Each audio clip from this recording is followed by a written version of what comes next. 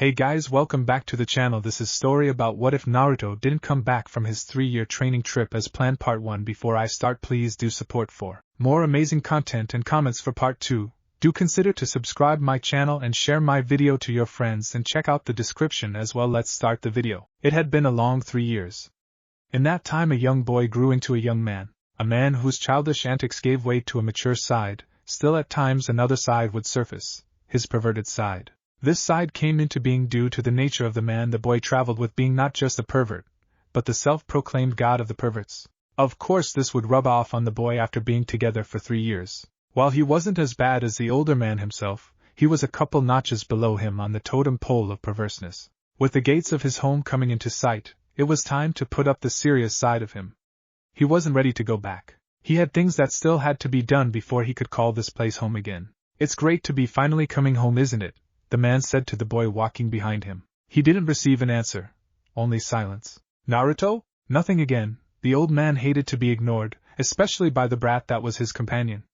Turning, Jiraiya prepared to smack the boy for ignoring him. What he found was nothing. Naruto was nowhere in sight. Damagaki, where the hell did you go off to? Jiraiya didn't sense the presence behind him, but he felt a thump at the base of his skull and watched as the blackness overtook him. Sorry, old man, but I'm not ready to go back yet, Naruto said to himself as he looked down at the unconscious form of his teacher. Now he realized that he had a bit of predicament on his hands. He couldn't just leave this man where he laid, but he couldn't carry him to Konoha. If he did that he would have lost the chance to leave again. It was then at him. Quickly biting his thumb and performing a seal he muttered, Kuchios no Jutsu, and slammed his hand into the ground. Yo boss! A small toad said the ground before him. Hey Gamakichi, what have you been up to? Not much, screwing around, chasing girls, you know the usual. You? Pretty much the same thing, but we can talk about that later. I need a favor from you. Sure thing, what do you need? I need you to deliver a message for me to the Hokage. Tell her that Erosenin is passed out outside of town, and someone needs to carry his heavy ass back. The little toad looked at Naruto for a moment before giving him a salute, and jumped towards Konoha. Once he was out of sight, Naruto turned to the old man. Now that was being taken care of, he had one more thing to do before he left. Chuckling to himself he walked over to Jiraiya's pack and looked inside for the tool he would need. Smiling a bit wider when he found it, he turned back to the old man. A sinister smile gracing his face. Today was not going to be a good day. It started out nice, but by the time Tsunade arrived at her office she could see that this day was going to just suck. There, on her desk, was a fresh pile of paperwork. She remembered completely finishing all her paperwork the night prior, but somehow more appeared to take its place the next day. Heaving a sigh, she dragged herself behind her desk and dipped her quill to begin the torture feared by all Kages. After about 30 pages in, she felt that little tug inside her. Her body's way of letting her know it was time for a drink. Reaching for the drawer that held her usual stash, she threw the clock on a wall a quick glance. Noting that it was only 9:30, she pulled her hand away from the drawer. It was too early to be drinking, and she sure as hell didn't need to be reprimanded by the council for drinking on the job. God, why did I even take this job?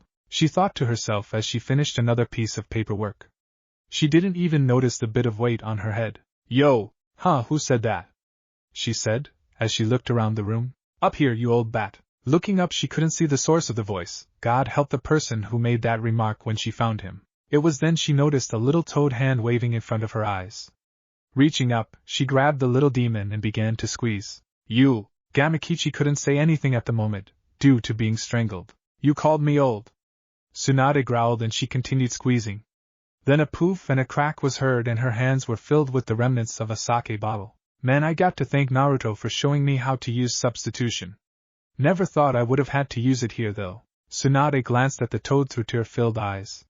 She had unknowingly crushed the last bottle she had in her office. Sorry about that, but bro sent me to give you a message. Sorry about your booze, but can't have you killing the messenger, can we?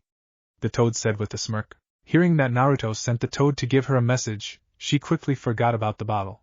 Disposing of the glass, she gestured for the toad to continue.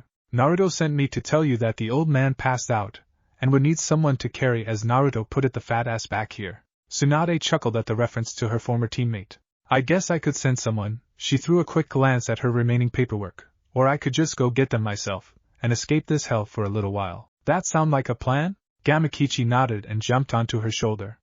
With him to lead her, Tsunade made way for the window. using Jiraiya's usual entrance as an escape. Naruto was a few miles outside of Konoha, not sure which direction he should go to first.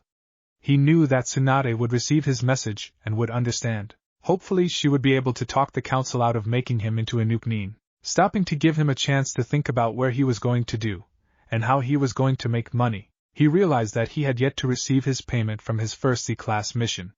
With that in mind he turned towards the land of the waves and began to run. Jiraiya was hurting and a little bit chilly.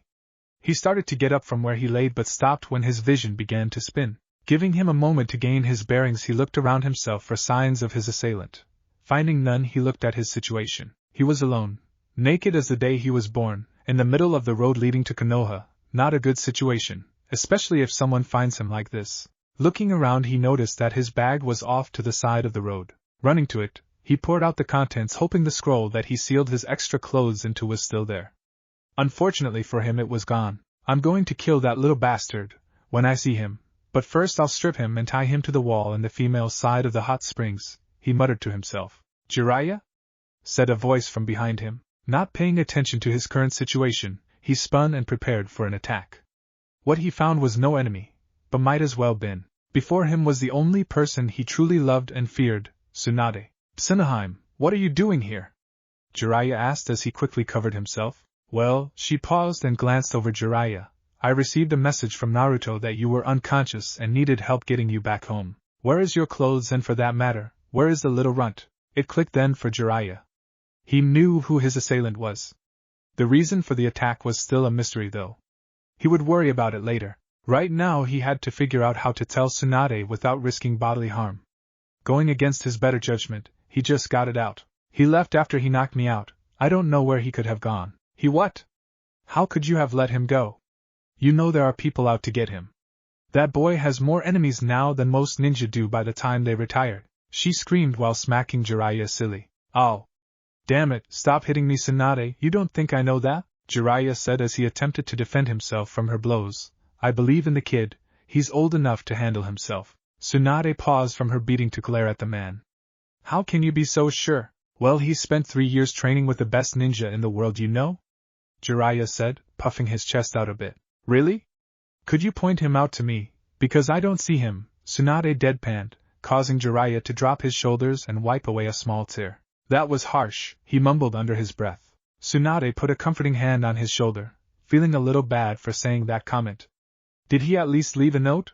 I didn't find one in my pack, but maybe I missed it. I'll go through it again to be sure. Tsunade watched as Jiraiya rummaged through his bag, throwing things over his shoulder as he did. It was then she noticed something peculiar about Jiraiya's backside. She walked closer, getting a better look of Jiraiya's ass. Oh my god, he did. Jiraiya, could you stand up please? I need to check something. Jiraiya looked over his shoulder at his teammate strangely, but complied. Tsunade quickly knelt down and examined something, leaving Jiraiya to think of what she could possibly want to check, and then it hit him. There could be only one thing she could check in her position. Oh lord, no, not that, I had that checked months ago. Tsunade was oblivious to her teammate's thoughts, but she did notice him sweating a bit more. She was too busy reading Naruto's note, which consisted of a few sentences inked onto his mentor's ass, to care. Bachan, sorry for leaving you two like this, but there was things I still needed to do by myself. While I'm not sure how long it will be before I return, there is one thing I can promise. I will still keep in touch. Once you finish this, you can tell the old man what I said. I'll be far enough distance away that neither of you can catch up. P.S. The other cheek. Tsunade looked at the message for a moment, and then turned to other cheek to see something written on it. Don't tell the old man, but I swapped his research for a manuscript from his yaoi counterpart. Think of it as payback for snagging my wallet in the last village. I don't want him to know till he unseals the scroll, so do me a favor and place a chakra-enhanced pinch under this message to make it fade away. Paybacks are great. Tsunade couldn't help but smile at the antics of her younger brother. He always had a way to make her feel better. With a smirk, she focused a bit of her chakra into her thumb and forefinger, and gave Jiraiya a mighty pinch. Ow! He screeched, and turned to face the one who pinched him. While he was expecting much worse, he wasn't ready for that. Naruto left a message, say he'll be gone for a while, Tsunade said while putting on an innocent face. What message?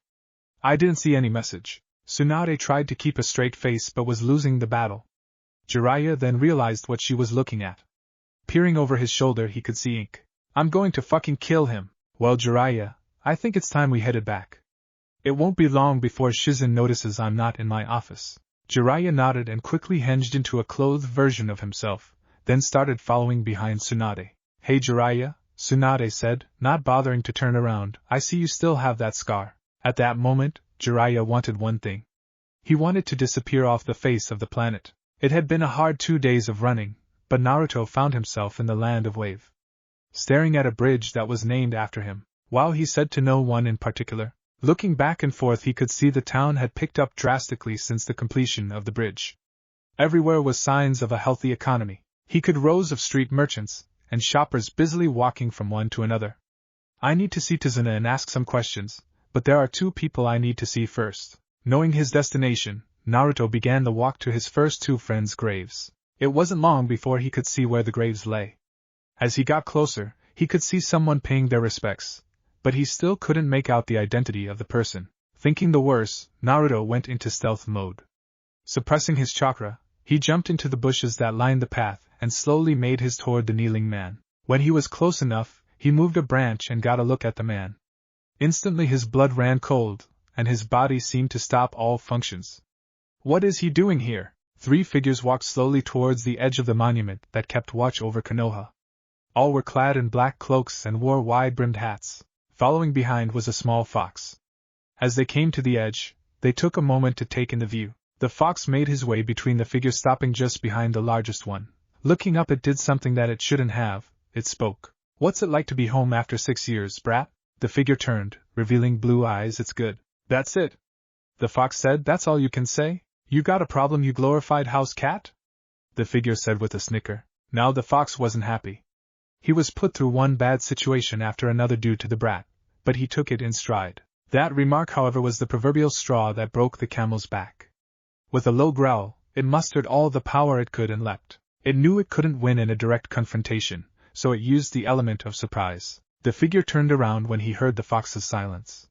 He knew the fox never let a remark go. He was obviously up to something. What he met was a ball of fur, angry fur. Growling, the fox bit and scratched whatever it could get a hold of. Surprised by the attack, the figure was oblivious that he was falling back. Driven by the force of the fox's attack, he took one step back, then another.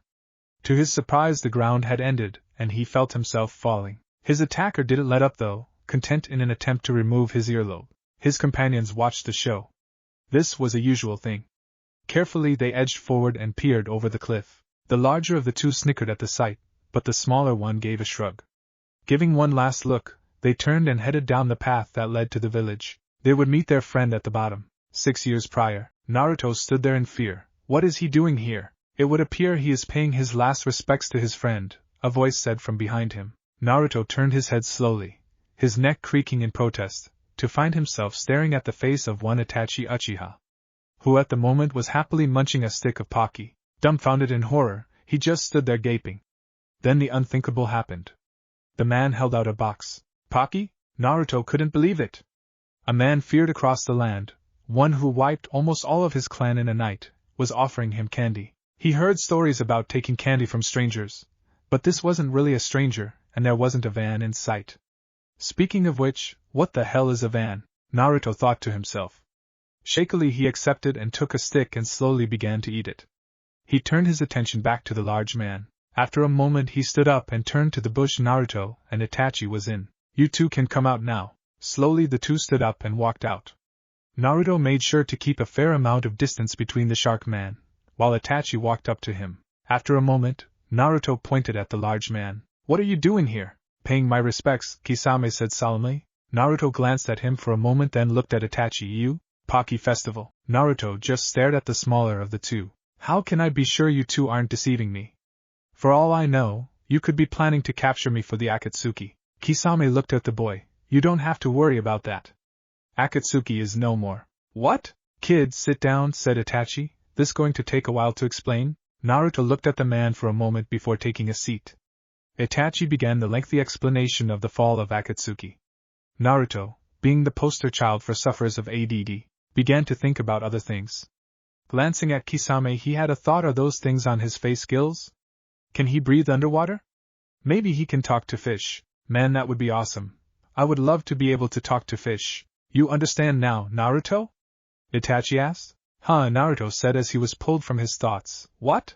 Itachi just stared at him, his left eye ticking. Kisame let out a guffaw.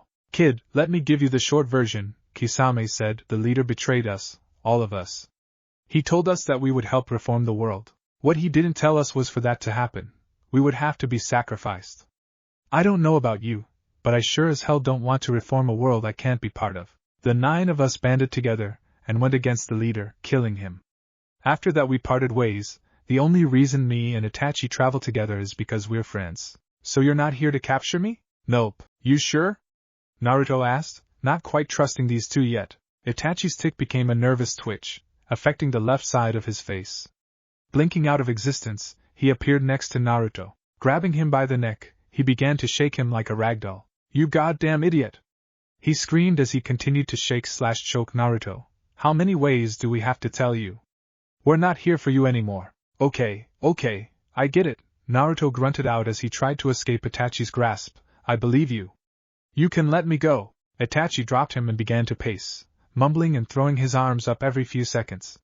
Naruto sat there, checking his neck for any lasting damage. He didn't notice Kisame walking up to Zabuza's grave. Hey kid, catch, Kisame said. Naruto, who was pulling himself off the ground, wasn't paying attention. What oof? Kisame chuckled at the sight of Naruto being crushed by Zabuza's sword. What the hell, man? Naruto said as he pushed the sword off himself. Kid, I was friends with Zabuza. He wanted that sword to go his son someday, or someone who was like a son to him. That doesn't explain why you gave it to me. What about Haku? 1. Kisame gestured to grave next to Zabuza's. Haku is dead. 2. Haku was a girl. Naruto just gaped. Haku was a girl? She told me that she was a boy. Kid, I knew Haku since Zabuza found her. Itachi himself found out the hard way. Itachi, who was still ranting about stupid blonde brats, paused for a moment, and shuddered. Huh! Kisame walked over to Naruto and whispered into his ear. Itachi walked in on her while she was in the bath. Let's just say she kept those needles on her at all times, and Itachi is lucky to still be able to have kids. Naruto nodded, unconsciously holding his boys. It was true that hell hath no fury like a woman. Okay, I understand that, but how am I going to be able to use his sword? I don't know anyone who uses something like this, Naruto said as he lifted the blade, which weighed as much as him. That kid is where I come in, Kisame said as he placed his hand on Naruto's shoulder. You helped Zabuza regain his humanity in the end. It's the least I could do. Naruto looked up at the man, being witness to a side of Kisame few have seen. Now kid, it's time to explain yourself. What are you doing out here alone? You're not a missing ninja, are you? Naruto stood there for a moment, then began to nervously scratch his head. Not exactly. Kisame stood there listening to Naruto explain. He was joined by Itachi midway. After about 20 minutes, he finished his recap on the last 3 years of his life. Itachi nodded while Kisame was dumbfounded. Jiraiya really, peeps?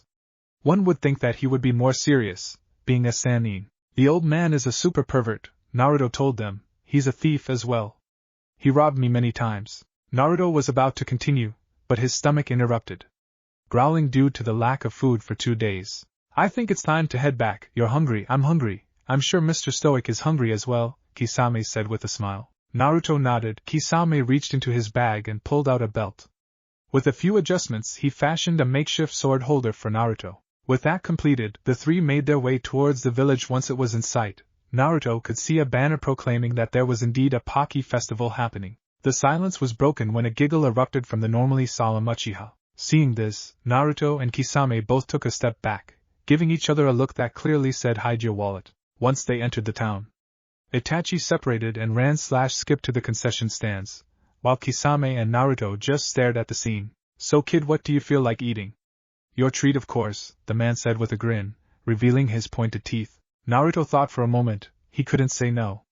This man was going to train him in the use of large swords, but he wasn't sure if he would have enough for anything more than ramen. That's it, ramen is cheap and wholesome.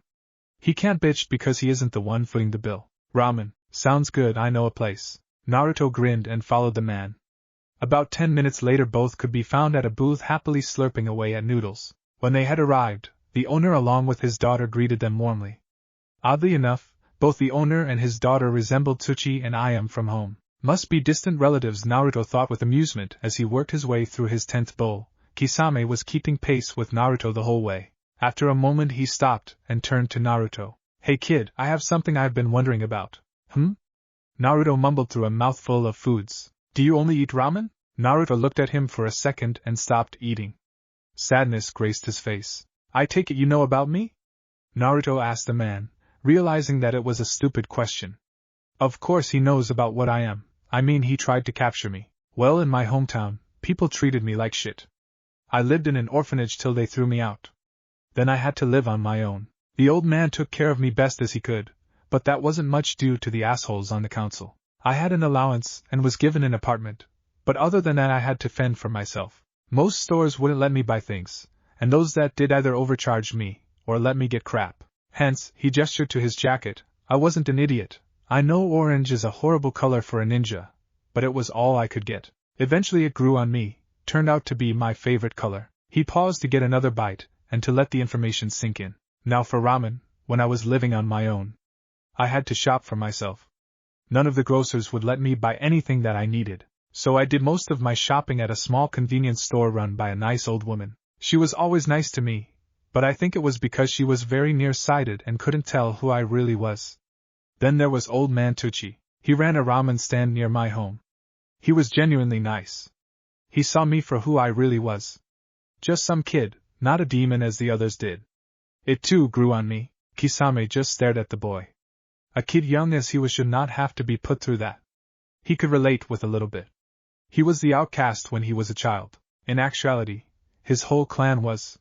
The males always took on a shark-like appearance. The other kids and villagers were scared of him, but he never went through as much heartache as the boy next to him did. He at least had a family to go back to. Naruto didn't. Well kid, you're not in your village anymore. You don't have to subsist on ramen anymore. You need real food. You're scrawny, so get some protein in your system. You're short, get more calcium. Buy some new clothes. Just be yourself. Naruto looked up the man, gaining a newfound respect for him. Finishing his bowl, he asked for the check. Paying for his and Kisame's meal, he noticed a piece of paper tucked into his change. As he walked, he opened it up.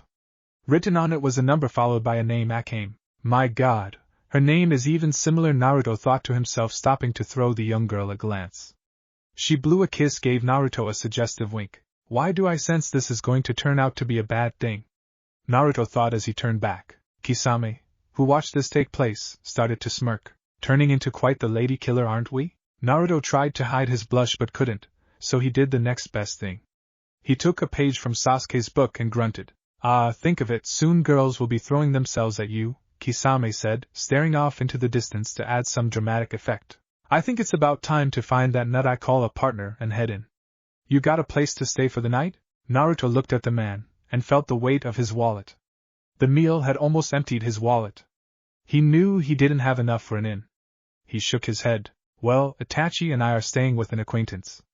I'm sure he wouldn't mind letting you stay for a few days. Cool. Speaking of acquaintances, here comes Itachi now. Naruto looked down the street and saw Itachi running towards them, still in a sugar high. You guys aren't going to believe it.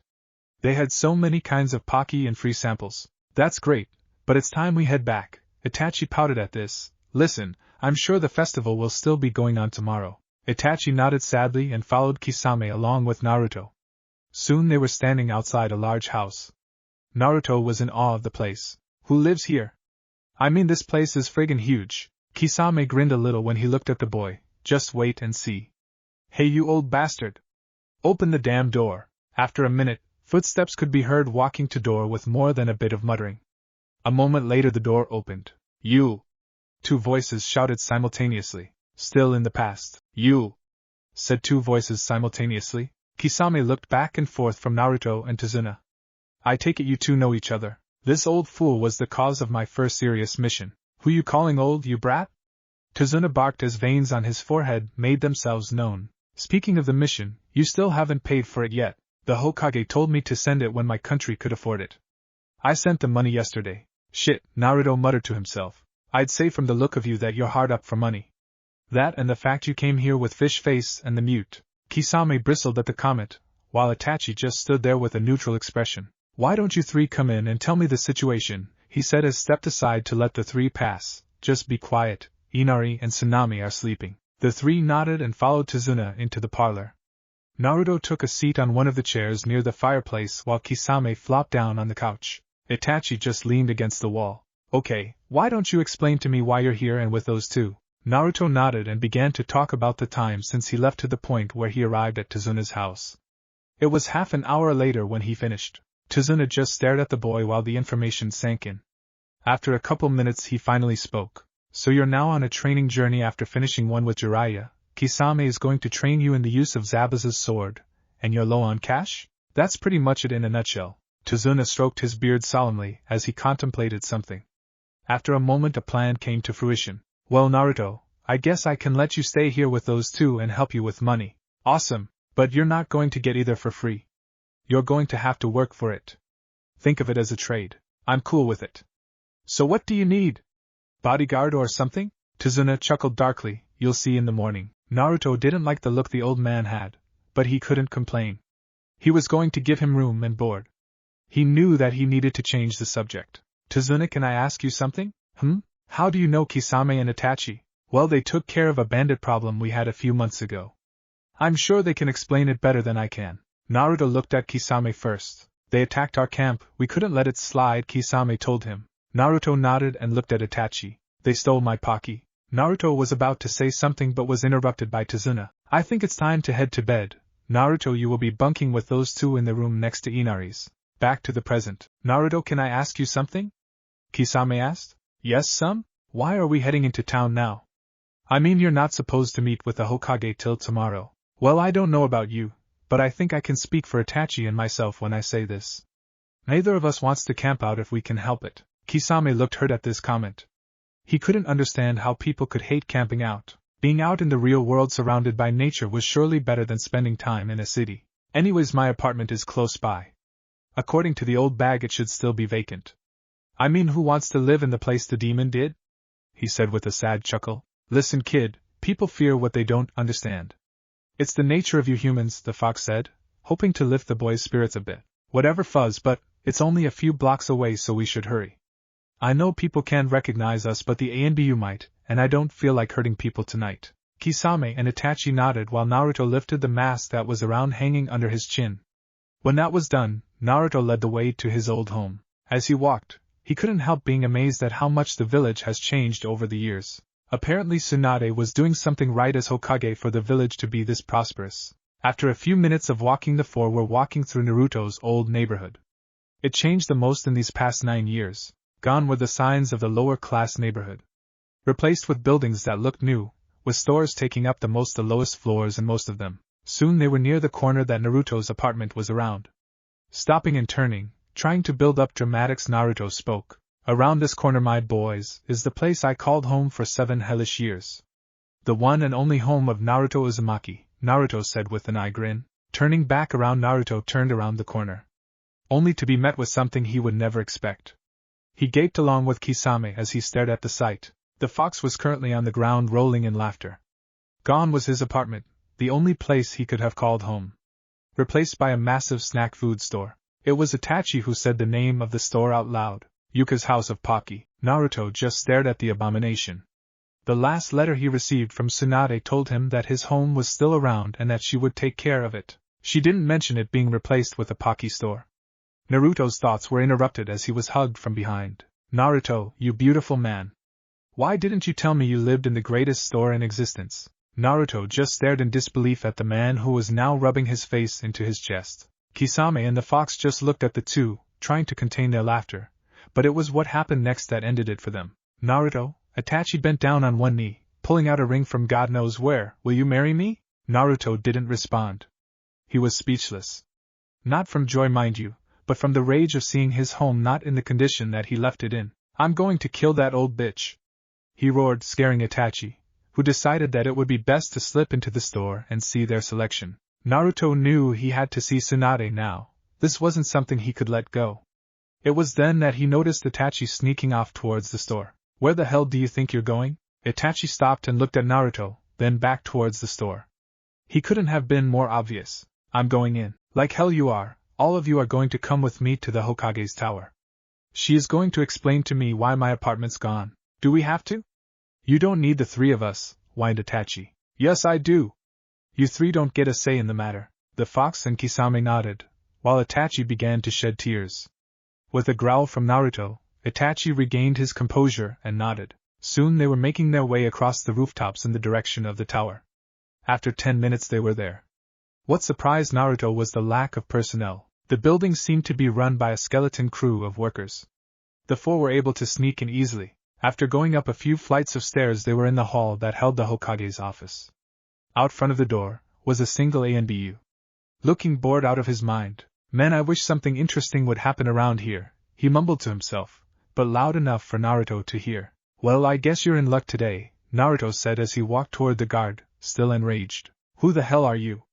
What do you want?" "Well, my companions," he gestured to the three, "and myself are here to see the Hokage. I take it from the look of you guys that you don't have an appointment," the man said as he took on a fighting stance. Naruto just shrugged and disappeared, only to reappear next to the guard. "How did you?" The man never had a chance to finish his sentence as Naruto backhanded him. Kisame winced as he watched the man hit the wall. "Christ, you didn't have to hit him that hard." Naruto turned and glared at him. "You say something?" Kisame shook his head quickly, not wanting to be on the receiving side of Naruto's wrath.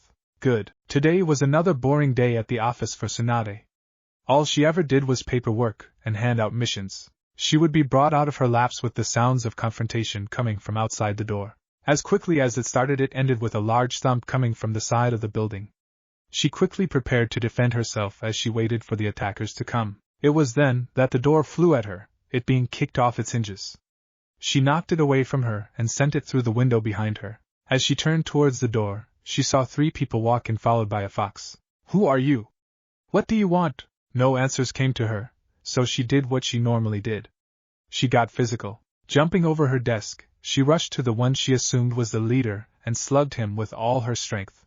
All she accomplished was to knock off his hat. "Well, that's a new way to greet someone after 9 years, isn't it, Eba-chan?" the man said with a smirk under his mask. Tsunade just stared at the man. Her punch did nothing, not even getting a flinch out of the man. It was then she noticed something about him. He had blonde hair and eyes a shade of blue that she knew only 2 people in the world had. One of them being dead for over 20 years. "Naruto? The one and only," the man said as he pulled down his mask and grinned. "My God, you've changed," Tsunade said, realizing that she had to tilt her head back to look him in the face. "I think it's time for pleasantries to end," Naruto said as he replaced his grin with his serious look. "You are going to explain to me why my apartment is gone and replaced with a fucking candy store?" "Huh, you heard me, I want explanations now." Tsunade looked at the man for a moment, never having seen a serious side of him before. "You'll get it after you introduce your friends." Naruto nodded and turned to his friends. "The big one is Hashige Kisame, the small one is Uchiha Itachi." The 2 removed their hats and cloaks while Naruto gestured to Fox. "And that is Kyubi." The 3 bowed as Tsunade just stood there stupefied. She had not 1 but 2 S-class criminals in her presence along with the greatest known demon in existence. "Now are you going to tell me what happened to my apartment?" Tsunade looked back to Naruto, trying to think of an excuse. Naruto didn't need to know that the store owner bribed her into letting him purchase the property. Thinking quickly, she came up with something. "The council did it." "What? How could you let those old bastards give away my home?" "I tried to stop them but they overruled me. I had to let it pass." Naruto didn't hear her. He was currently plotting how to get back at the bastards. Itachi on the other hand noticed something was amiss. He could see the uneasiness in the woman. "There's some wrong with this situation. The council doesn't have any say in civilian matters, besides my Pocky sense is tingling." Scanning the room, he noticed something peculiar about the one wall.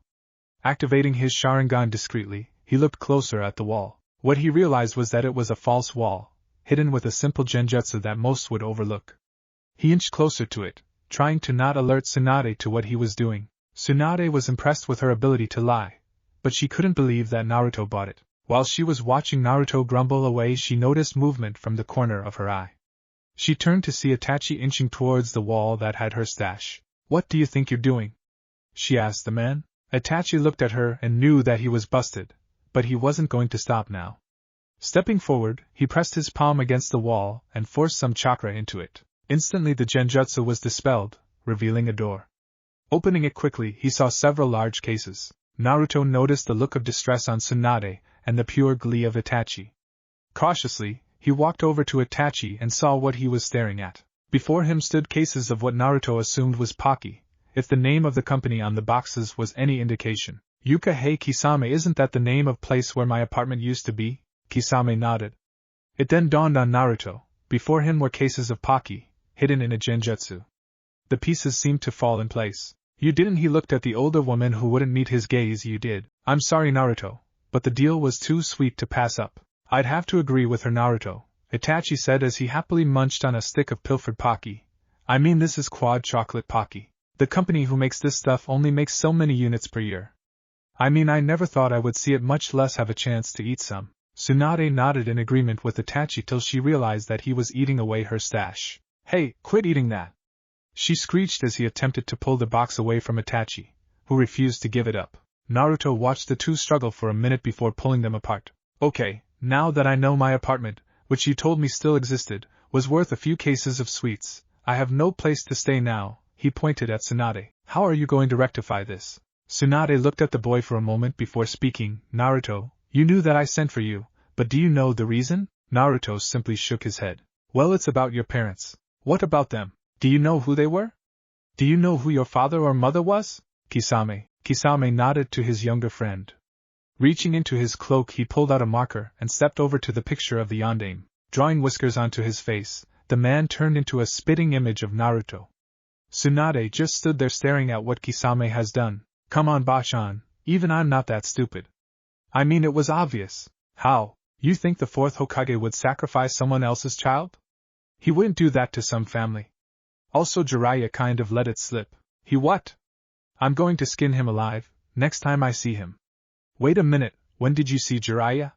She asked. He met up with us a few times, ended up traveling with us for about a year. Learned a lot of new things, especially seals, that's the reason why Fuzzbutt over there is out and about. The fox just snarled at the comment, but decided against attacking him. So, I know who my dad was. So do I get to use his house or something? I mean, it's the least you could do. Sorry, Naruto, but Minato didn't leave a house behind. He was the only other member of the Namikaze clan besides you. He didn't bother set up a clan housing district. Naruto just sighed as he heard this. If it isn't one kick in the balls, it's another. Story of my life. But he did leave behind a large plot of land outside the village to be used in any way you see fit. Naruto perked up when he heard this. Well, at least my old man did something right. Tsunade glanced at the clock on the wall, noting the time. Reaching into her desk, she pulled out a scroll and tossed it to Naruto. Inside is the deed and directions how to get there. I don't mean to be blowing you off, but I have an important meeting I need to get to. We'll talk more tomorrow, so be here at 5 p.m. Naruto nodded and turned to leave with Kisame and Kyubi following him. Itachi was still filling the pocket of his cloak with Pocky before he followed the others. Tsunade watched them leave before reaching into desk. Pulling out a box, she began to munch. Today was not a good day for one Hyuga Hanabi. It started out nice, but changed for the worse when she got out of her morning shower. When she went to get her clothes from her closet, she found all but one thing gone. The only thing left was the gift she was given by Anko on her 16th birthday, which was an outfit similar to what she wore. With nothing else to wear, she had to put it on. Christ, if I knew Hinata would resort to this, I wouldn't have borrowed her personal massager, and that picture of the boy who defeated Niji at the Chunin exams. Now I'm running late for the meeting. Can this day get any worse? It indeed could, for Hanabi tripped on a piece of roofing tile, causing her to fall towards the ground. Shit! Naruto was walking ahead of others. He since replaced his mask and hat, and was now reading through the scroll. According to it, his father owned almost 50 acres of land in the forest. Hey Kisame. Yeah? We got 50 acres to play around with. Guess we're going to have to build our own house. Our? Itachi asked. Well, I figured you guys would be staying with me. I mean, you guys are the closest things I have to brothers. Kisame and Itachi smiled and nodded. Naruto kept walking when he heard a voice. Shit! One of you guys say something? Naruto asked before the world went black. Hanabi was expecting pain. At least a broken limb, but she didn't feel any. Looking around, she saw that she was indeed on the ground. Next to her stood two men wearing cloaks and straw hats. Next to them sat a fox that appeared to be grinning. It was then she sensed movements from under her. And Hanabi looked down and realized what had broken her fall. She also realized that she was literally sitting on the man's face. She began to blush furiously, and quickly got off him and began to apologize. I'm so sorry, I didn't mean to land on top of you. Naruto just lay there, trying to regain his breath. After a moment he got up and looked at the girl. She looked familiar but couldn't quite place her. He then noticed her eyes. They were just like Hinata's. Must be a relative, he thought to himself. No harm done, he said, dusting himself off and flashing the girl a smile she couldn't see. Looking down, he saw that his hat was ruined, it being crushed in the fall, and began to frown. Hanabi nodded as she met his gaze. Instantly she was entranced by his eyes. They were such a beautiful blue. My God, they're gorgeous, she thought to herself. She glanced at her watch and realized the time. Shit, I'm late. I'm sorry for falling on you, but I've got to go. Naruto nodded to her as she turned to jump back to the rooftops. What a strange girl, Naruto thought as he watched her jump from roof to roof. Well boys, I think it's time we go get ourselves a drink or dozen. The meeting hall was filled with kunoichi from all the ninja villages. There were even a few female civilians from the village as well. All were busy making small talk with each other. It was when a sweating Hanabi burst through the doors that the place grew silent. All eyes were on her. Looks like I made it in time, Hanabi thought to herself as she looked in the room. She spied her sister in the front of the room snickering at her appearance. Next to her were Ino, Sakura, Tenten, and Tamari. Quietly she walked up to them and took a seat next to Tamari. She was about to say something but was interrupted when someone tapped on her shoulder. Turning, she saw Anko and Kurinai grinning. I see you finally went with my idea. Soon all the boys will be throwing themselves at you, Anko said with giggle. Hanabi just sighed and slumped into her seat a bit farther. Hinata is so going to pay. The sound of someone walking up to the podium interrupted her thoughts. In front of stood Tsunade. She waited for the room to quiet down before speaking. Okay people. It's time for the meeting of the S.K.A. to begin. Hanabi tried to listen to the meeting, but her thoughts kept drifting back to the man she met earlier. He felt familiar, but she couldn't place him. The thought of what he would have looked like without mask on soon came to a head. If his eyes were any indication, he must be gorgeous.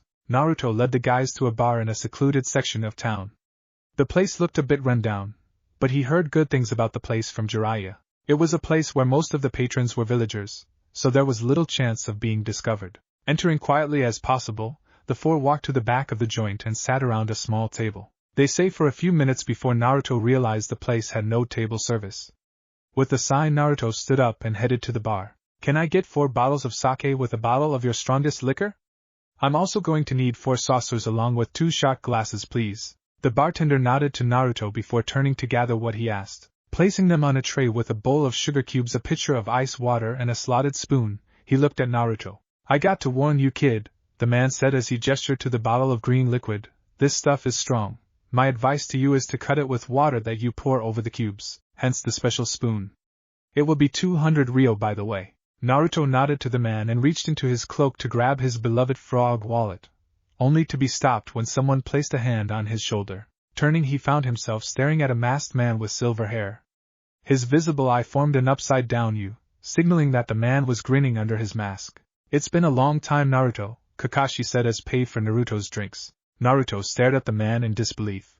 How did you know it was me? Well, I can't see your face with the mask, but you can hide this. He reached up and ruffled Naruto's hair. Christ, how'd you get so damn big? Finally took your advice and started eating right. Guess my body made up for lost time. Kakashi nodded. I take it you're back for good now. Yeah, damn Bachan let them tear down my apartment, so I'm out of a home, he said with a frown. But at least she gave me the land my old man left for me. Going to build a house with my friends. Kakashi nodded once again. He figured out who Naruto's father was about a year after he left. With Naruto gone, he didn't get a chance to apologize to him, something he planned to make up for. Speaking of my friends, they're waiting for me to bring the drinks. Care to join us? Sure, Naruto grinned as he reached for the tray, oblivious to the white blur that was barreling towards him. He didn't see it till it was too late, with a sound that caused the bottles behind the bar to rattle. Naruto was knocked back while throwing the tray in the air. Luckily Kakashi was fast enough to save it, leaving Naruto to deal with the large dog that was currently licking his face. What the hell, Akamaru? Naruto said as he tried to lift the massive animal off him. Well shit, look who Akamaru found, guys. A voice said from the entrance of the bar. Turning his head to the side, he could see Kiba grinning at him, before taking a step forward. He was followed by the rest of the male members of the Rookie Nine with Asuma and Niji. Is that you, Naruto? Niji asked, rubbing his eyes in disbelief. Kiba smacked him upside the head and pointed to the man currently pinned under his dog. Of course it's him. Akamaru smelled him when he got close to this place. Soon the two were having a small argument. Ignoring Naruto's pleas for help. Luckily it was Shikamaru who helped Naruto get the dog off him. You know Naruto, even after you're gone for 9 years, you're still a pain in my ass. Naruto glared at him for a moment before grinning. I try. So Naruto, what brings you around these parts? Chuji asked while eating a handful of nuts from the bar. Bachan sent for me. But enough of that, I came here to have a drink with my friends. So you guys might as well join us. Naruto glanced at the tray Kakashi was holding, then back to the rest of his friends. Going to need more drinks, he thought to himself. Kakashi saw what Naruto was doing and understood.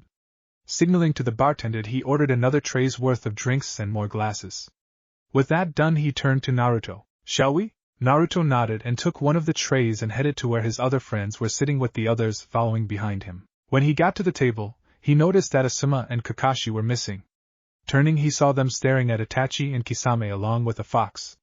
It was Asuma who spoke. What are you two doing here? Kisame looked at the man and grinned. I believe we were trying to get drunk. Naruto didn't know what happened between these four, but he wasn't going to let his evening get ruined. Placing the tray on the table, he turned and placed a hand on Asuma's shoulder. Guys, relax, these are my friends that I mentioned. Kakashi leaned over to Naruto and whispered into his ear. You do realize those are two missing nin, who I might have tried to capture you. Naruto looked at him and shrugged before taking a seat next to Kyubi. He watched the two jounin stand there, before he started pouring drinks.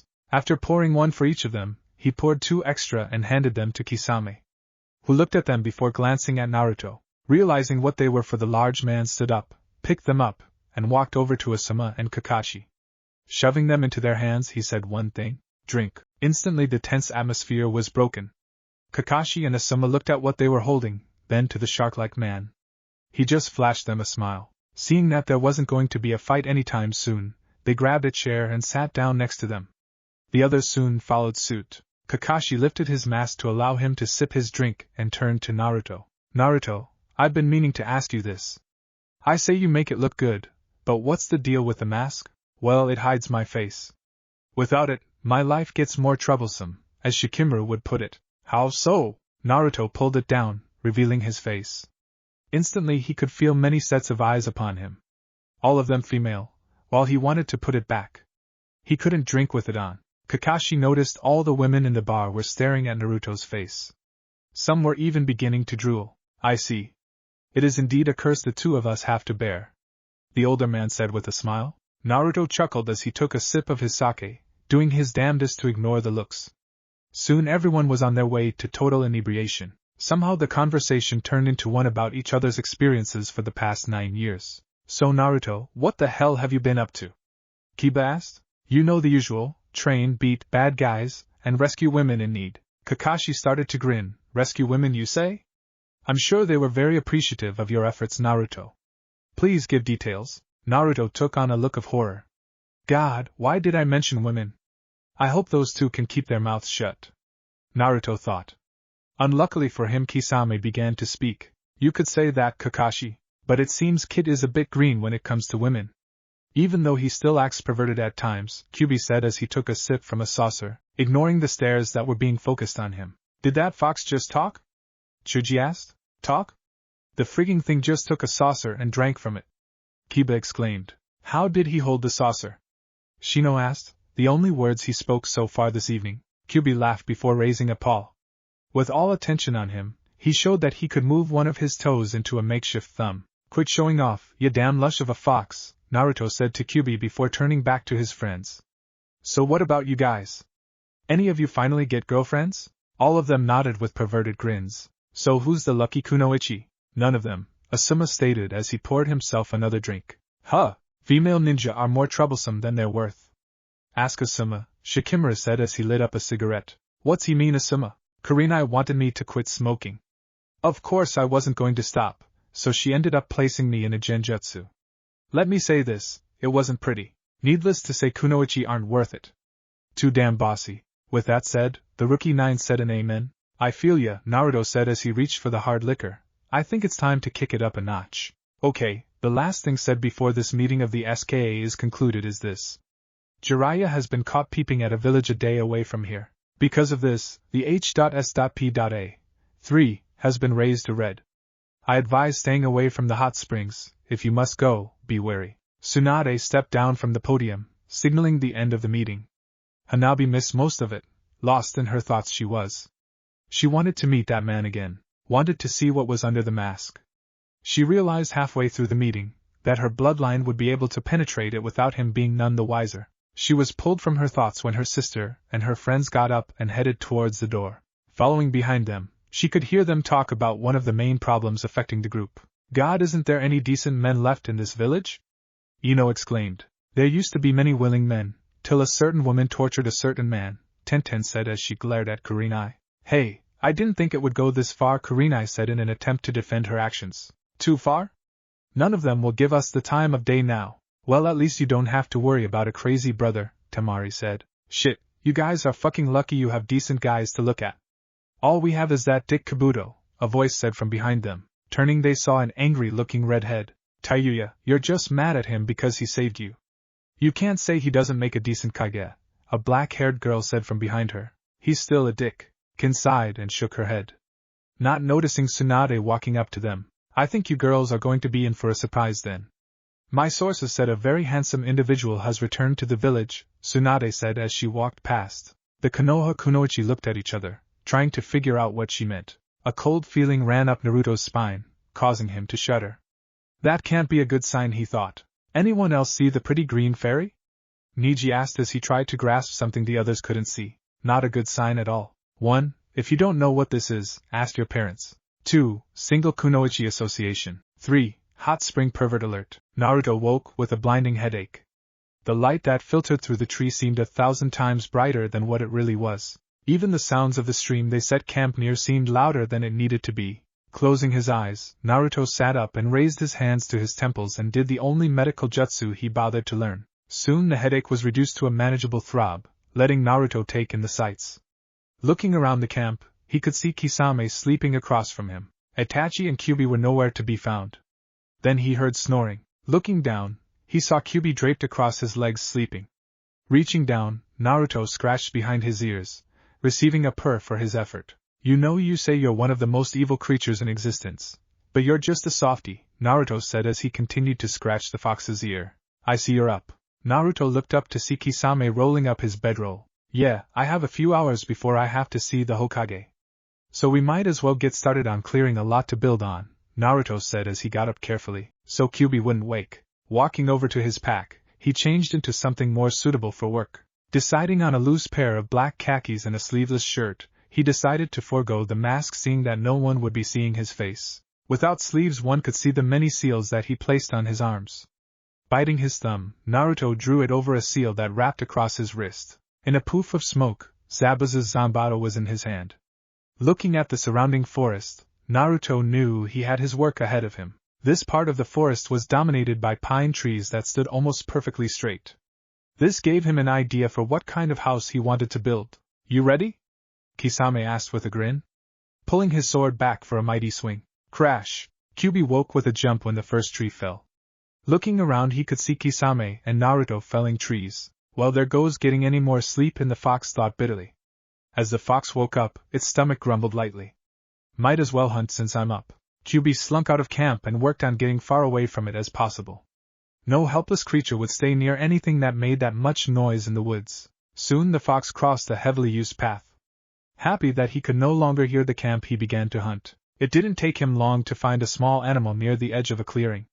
As he sneaked in, he noticed that some activity in the clearing. As he got closer, he saw a man in green training. He looks familiar, but look at that delectable squirrel, Kyubi said as he licked his chops. In a burst of speed he was upon the squirrel. Squeak! Squirrely! Kyubi turned and saw the man bearing down on him with intent to kill. Shit, he muttered as he turned and ran towards the safety Naruto would provide, squirrel squeaking every step of the way. Naruto didn't think it was possible for him to get tired anymore, but here he was.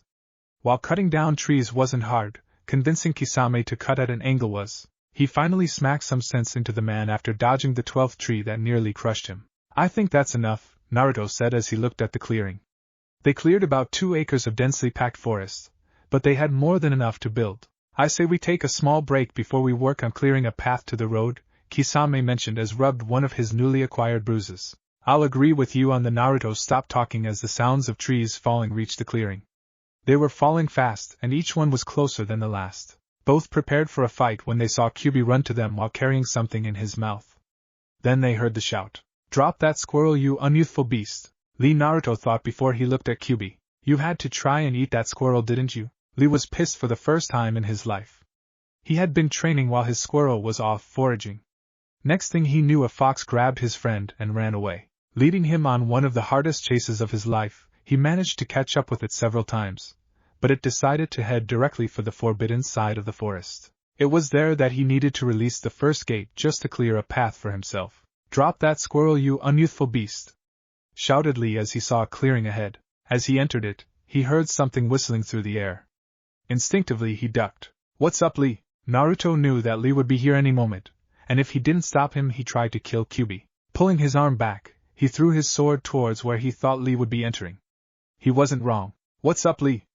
he said as he walked over to retrieve his sword. Lee was still on the ground when Naruto finally managed to pull the quivering blade out of the tree. Looking down he spoke. "You can get up now, Lee." "Naruto?" "The one and only Naruto." Instantly Naruto was pulled into a hug. "Lee, I can't breathe." Seeing his friend's predicament, Lee let go, dropping his friend to the ground. "When did you get back?" the man asked. "Yesterday," Naruto said as he tried to regain his breath. "What were you doing?" "Well, I was training by myself, when a vile beast grabbed my friend." "You didn't see a fox come through here, did you?" Naruto sighed and nodded his head.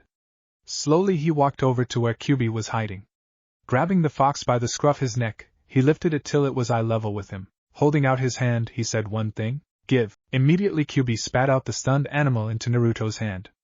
Wincing in disgust, due to thing being covered in saliva, he handed the squirrel to Lee. Immediately it ran up to his shoulder and began to chatter obscenities at Kyubi. Seeing that his friend was okay, Lee began to start a conversation with Naruto. Not paying an ounce of attention to the man who was staring at his forehead, Kisame was mesmerized by Lee. Not by his fashion sense, nor his grace. Not even for his youthful ways. He was mesmerized by his eyebrows. Those can't be real, he thought as he watched them. They seemed to have a mind of their own as they undulated with each word the man spoke. Eventually curiosity got the better of him as he reached forward to touch them. His index finger just brushed against one when he felt a sharp pain in it. Pulling it back, he looked at it. The skin at the very tip seemed to have been bitten. Looking from his finger back to the eyebrow, he swore he heard a quiet hiss. Naruto caught the movement Kisame made and turned to him. He saw the man glancing between his finger and Lee's eyebrows several times. Forgot to mention they bite, Naruto thought with a small chuckle. Then he realized that he forgot to introduce Kisame.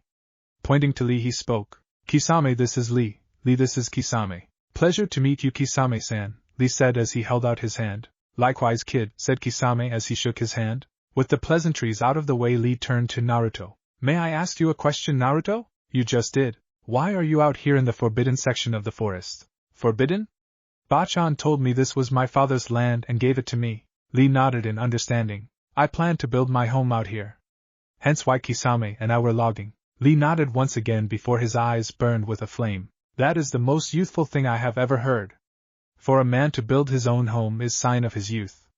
I must assist you." "Well, Lee, we were getting ready to clear a path to the road from here." "I don't think we need to do that now, Naruto," Kisame said as he pointed in the direction Lee came from. Naruto looked and saw a straight path leading from the clearing to the road.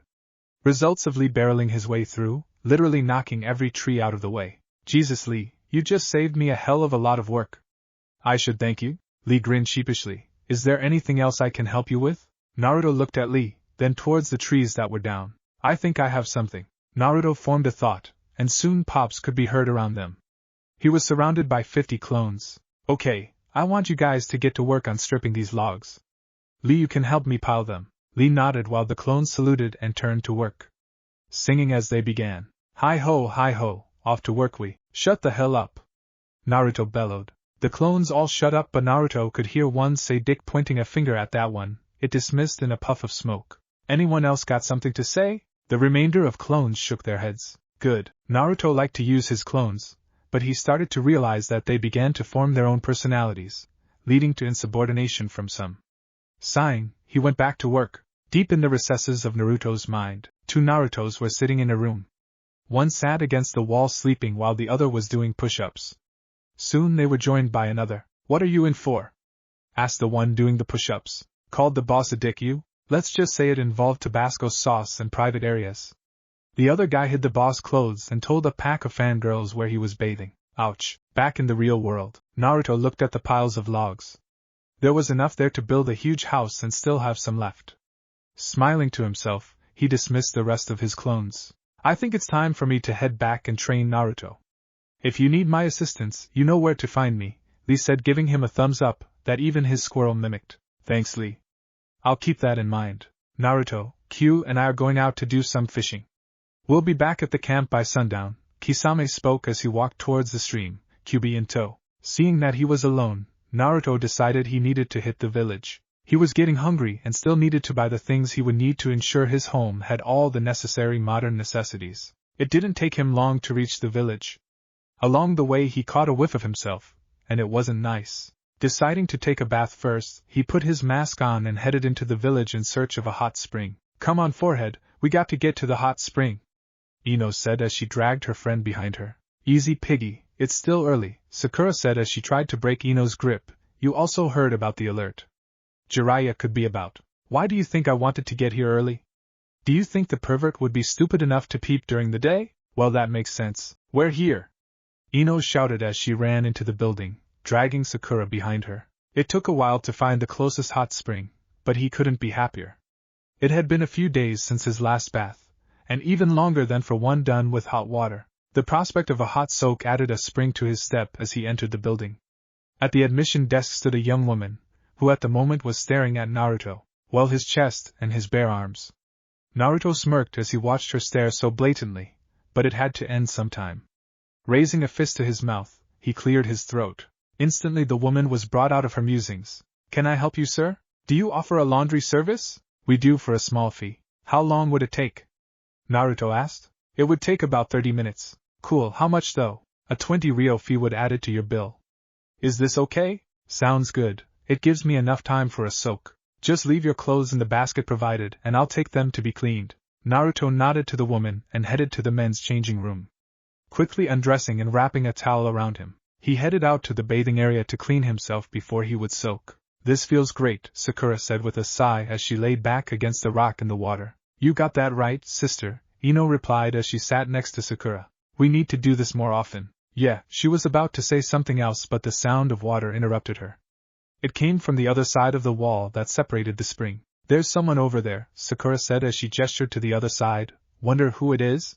Only one way to find out, Ino said cheekily as she made her way towards the fence that separated the bath. What are you doing? Sakura hissed at her friend. What's it look like? Ino said as she forced chakra into a finger to bore a hole into the fence to look through. Sakura looked at her friend with disgust till she heard her say, "Wow, what is it? You have got to see this guy. I think I'm in love." What? Get over here, girl, and make a hole. You have to see this. Sakura couldn't believe her friend, but did what she was told. Making a small hole next to Ino's, she peered through. Instantly she felt her face heat up. In the bath next to theirs was a man wearing nothing but a towel and a face mask. His blonde hair was sagging with water that he attempted to shake out. As he neared the water, he dropped his towel and threw it over his shoulder, revealing the tattoos that seemed to cover his body among other things. Ino and Sakura were speechless. They had seen many examples of the male anatomy due to their work at the hospital, but that seemed like nothing now. Oblivious to the warm fluid running down their faces, they continued to stare. Naruto grinned as he saw the water. After throwing his towel over his shoulder, he entered. Relishing the feeling of the water on his sore muscles, he slowly moved to the edge and settled down. God, it's been so long since I've been to a hot spring. Last time it was with Kisame and Jiraiya in Mist Village. Even then I didn't get a chance to soak, a few months prior. You guys ready? Kisame asked. Jiraiya and Naruto nodded. They hinged into different forms of himself. Naruto simply hid his whiskers, while Jiraiya changed his hair color and hid his markings. Kisame changed his appearance to look like an average villager. With grins plastered on their faces, they headed to the hot springs. It didn't take them long to find it, and a good peeping spot. Grinning like the fools they are, they watched through the holes they made. Kisame and Naruto giggling perversely while Jiraiya was taking notes. In Konoha, Kakashi was bored. He just finished the latest copy of Jiraiya's book and was craving more. Wonder when Jiraiya will have the next volume out? Back with our heroes? Jiraiya was almost finished with the scroll of notes when he sneezed suddenly. startling Kisame and Naruto and alerting the women to their presence. Someone must be thinking of me, he thought as he looked back through the hole, only to find the women missing. Where did they go? Kisame asked. Then they felt the most killing intent they had ever felt in their lives, and it was heading right towards them. Soon the women were in sight and Kisame and Jiraiya began to remove their shoes, puzzling Naruto. What are you guys doing? We run faster without shoes, Jiraiya answered. You guys can't hope to outrun a mob of angry women. We don't need to outrun them, just you, Kisame said as he stood up. What? Naruto said, only to realize they were long gone. Turning back to the mob, he said one thing, please not the face. Back to the present. Naruto shuddered at that memory, only to be pulled from his thoughts when he heard giggles. I recognized that kind of giggle. It could mean only one thing, he thought as he glanced at the fence. Spotting the two holes, he formed a fist and squirted water at them. Damn it! Two voices said from the other side of the fence, causing Naruto to chuckle as he covered himself and left the water. Ino and Sakura rubbed their eyes in an attempt to restore their vision. When they could finally see again, they looked through the holes to find the man gone. Well shit, Ino muttered. Damn it, did you see his thing? Ino asked. See it? How the hell could you miss it? He could have clubbed a seal with it. With that said, both girls were reflecting on the memory with blood flowing freely from their noses. It was then that both thought the same thing. I want. Naruto quickly dried as he entered the changing room, finding his clothes folded neatly in a pile with a note. Picking up the note, he read it. Here are your clothes. They had been cleaned and pressed. There will be no charge. Well, that was nice of her, Naruto thought as he picked up his clothes, only to find out why there was no charge. The woman kept his dirty boxers. That's just wrong. Those were my favorite pair, Naruto thought as he got dressed, grimacing at the idea of having to go commando. Soon he left and was heading to his next stop. Finding the store, he entered to see a bored young man watching the counter. The man looked up at his new customer and smiled. Welcome to Hiroshi's Hardware and Building Supplies. How can I help you? I'm building a house and need everything on this list, Naruto said as handed the man a list of what he needed. The man read the list, grinning more and more as he read. Then he turned to Naruto. You wrote down a power generator. Would you prefer a fuel or chakra-based one? Chakra, please. Good choice, sir. How soon do you need this stuff? As soon as possible. How soon can you have it ready? I could have it prepared by 5 p.m., or have it delivered. I'll pick it up this afternoon, but it will be later than 5. Is that okay? Naruto asked. Sure. Well, see you later. Later, sir. As Naruto walked out to hear the man yell. Get your lazy asses up, you goddamn idiots. We got an order to fill for our newest favorite customer. It was almost time for Naruto meet with the Hokage. The day had been so far eventful. If you count dealing with the stuttering and blushing I am eventful. He took his time entering the building. When he came up to the office, he saw the guard he knocked out the day before. Instantly the man tensed as he saw Naruto. It's okay.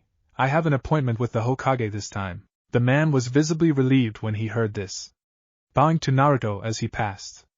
Naruto entered the office only to see Tsunade passed out on the paperwork she was working on. Silently he crept to her and leaned into her ear and yelled, Hey Ba-chan! Instantly she was awake and prepared to attack. Seeing that it was only Naruto, she settled down. What can I do for you, Naruto? You tell me. You told me to be here. Tsunade remembered that she told Naruto to meet with her. Folding her hands on her desk, she looked at him. I want you to tell me what you have been up to these past 9 years. Nodding, he began the tale of his adventures. Working for Tazuna for a few months, training with Kisame and Itachi, he even got into the details of the freelance missions he completed, along with his exploits with Jiraiya. Much to Tsunade's displeasure. Okay, I want to know why Kyuubi is free from the seal. Why?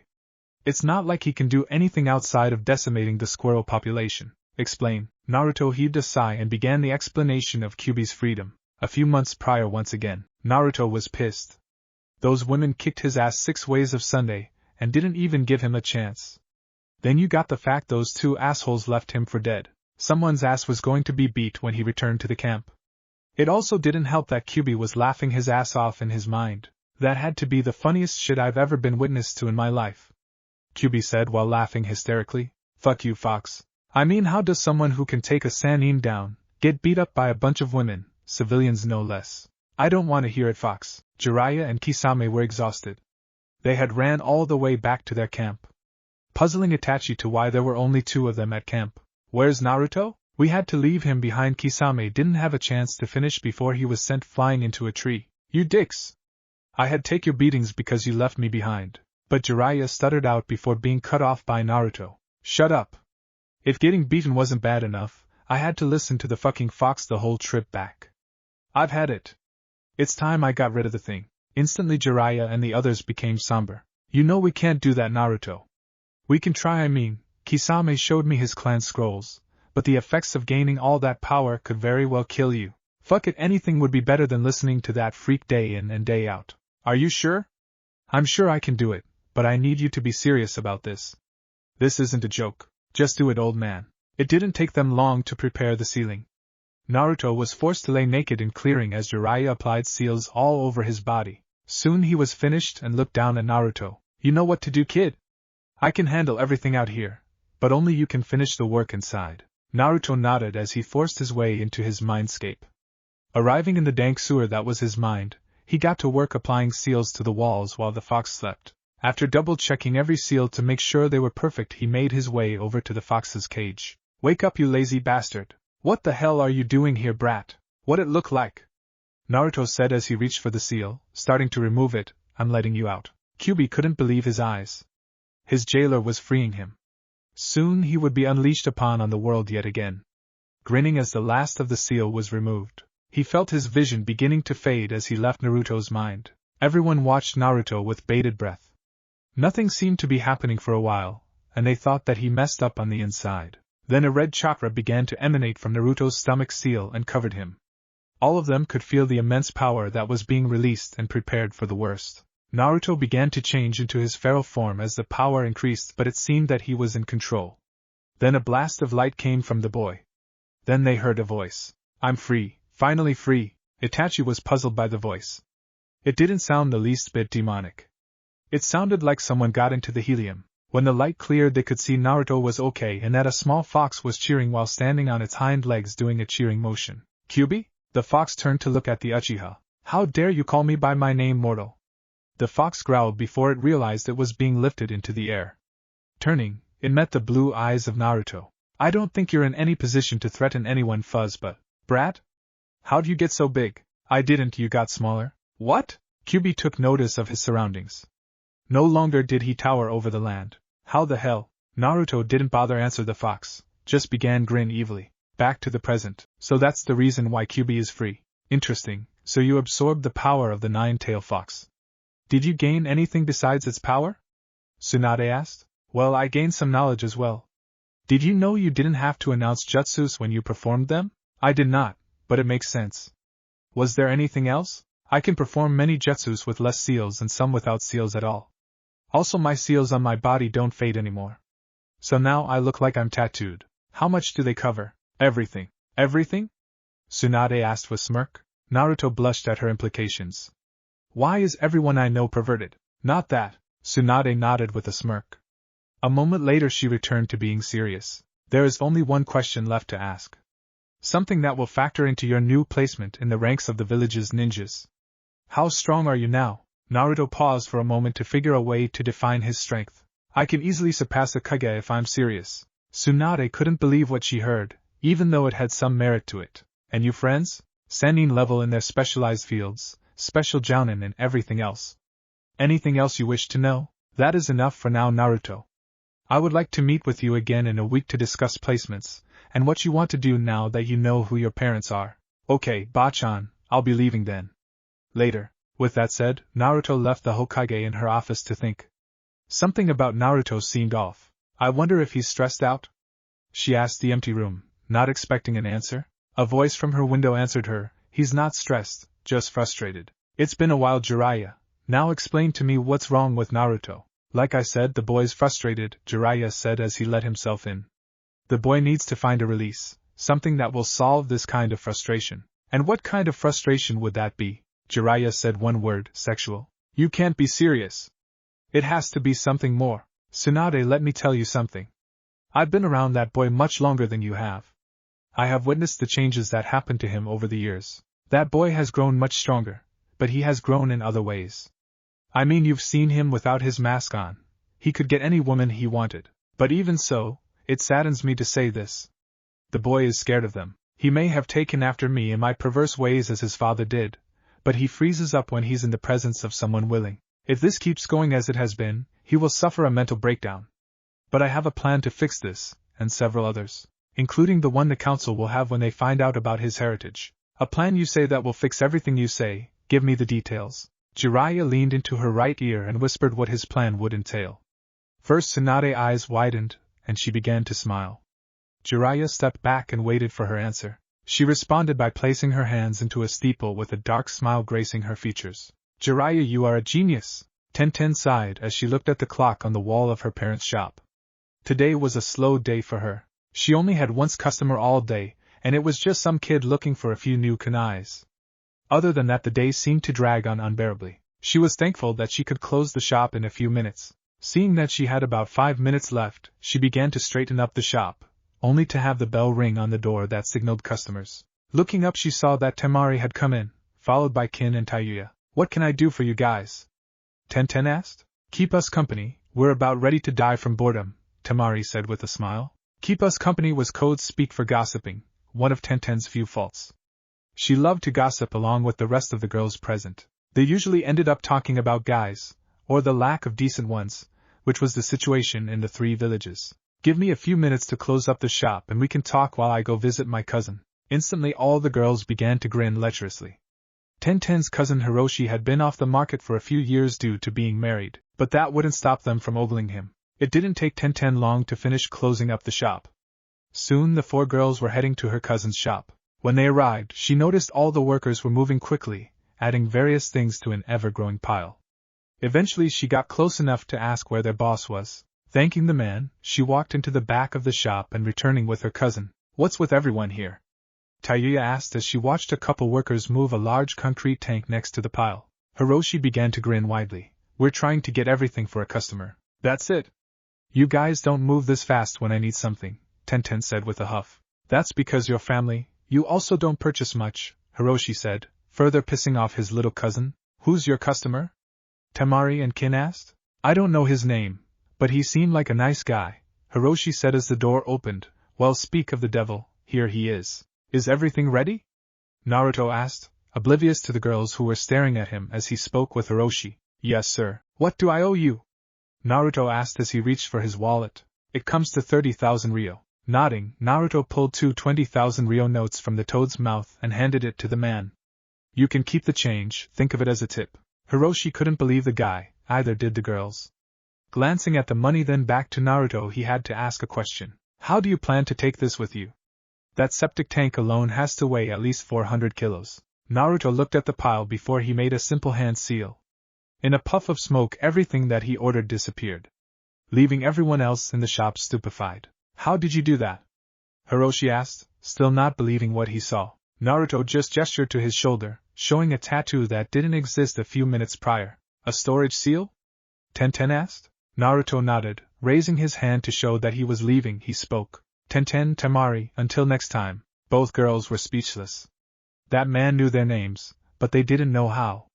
Before they could ask questions, they were interrupted by Kin and Tayuya's ramblings. Did you see what that guy did? He sealed all that stuff in such a small seal. Kin squealed. Screw that, did you see his body? He was fucking ripped. Now that was a fucking man, unlike Hiroshi here. What the hell do you mean by that? Hiroshi yelled. Just what I said. Hiroshi didn't respond, preferring to stand there and look pissed off. Leaving Tamari and Tenten to think about one question. How did that man know us? 1 week later, Naruto stood and looked at his home.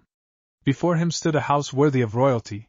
It was built in a style like a log cabin and rivaled the size of the Hyuga's main house. Naruto made sure it had everything a man could ever need and more, even an onsen that resided in the back of it.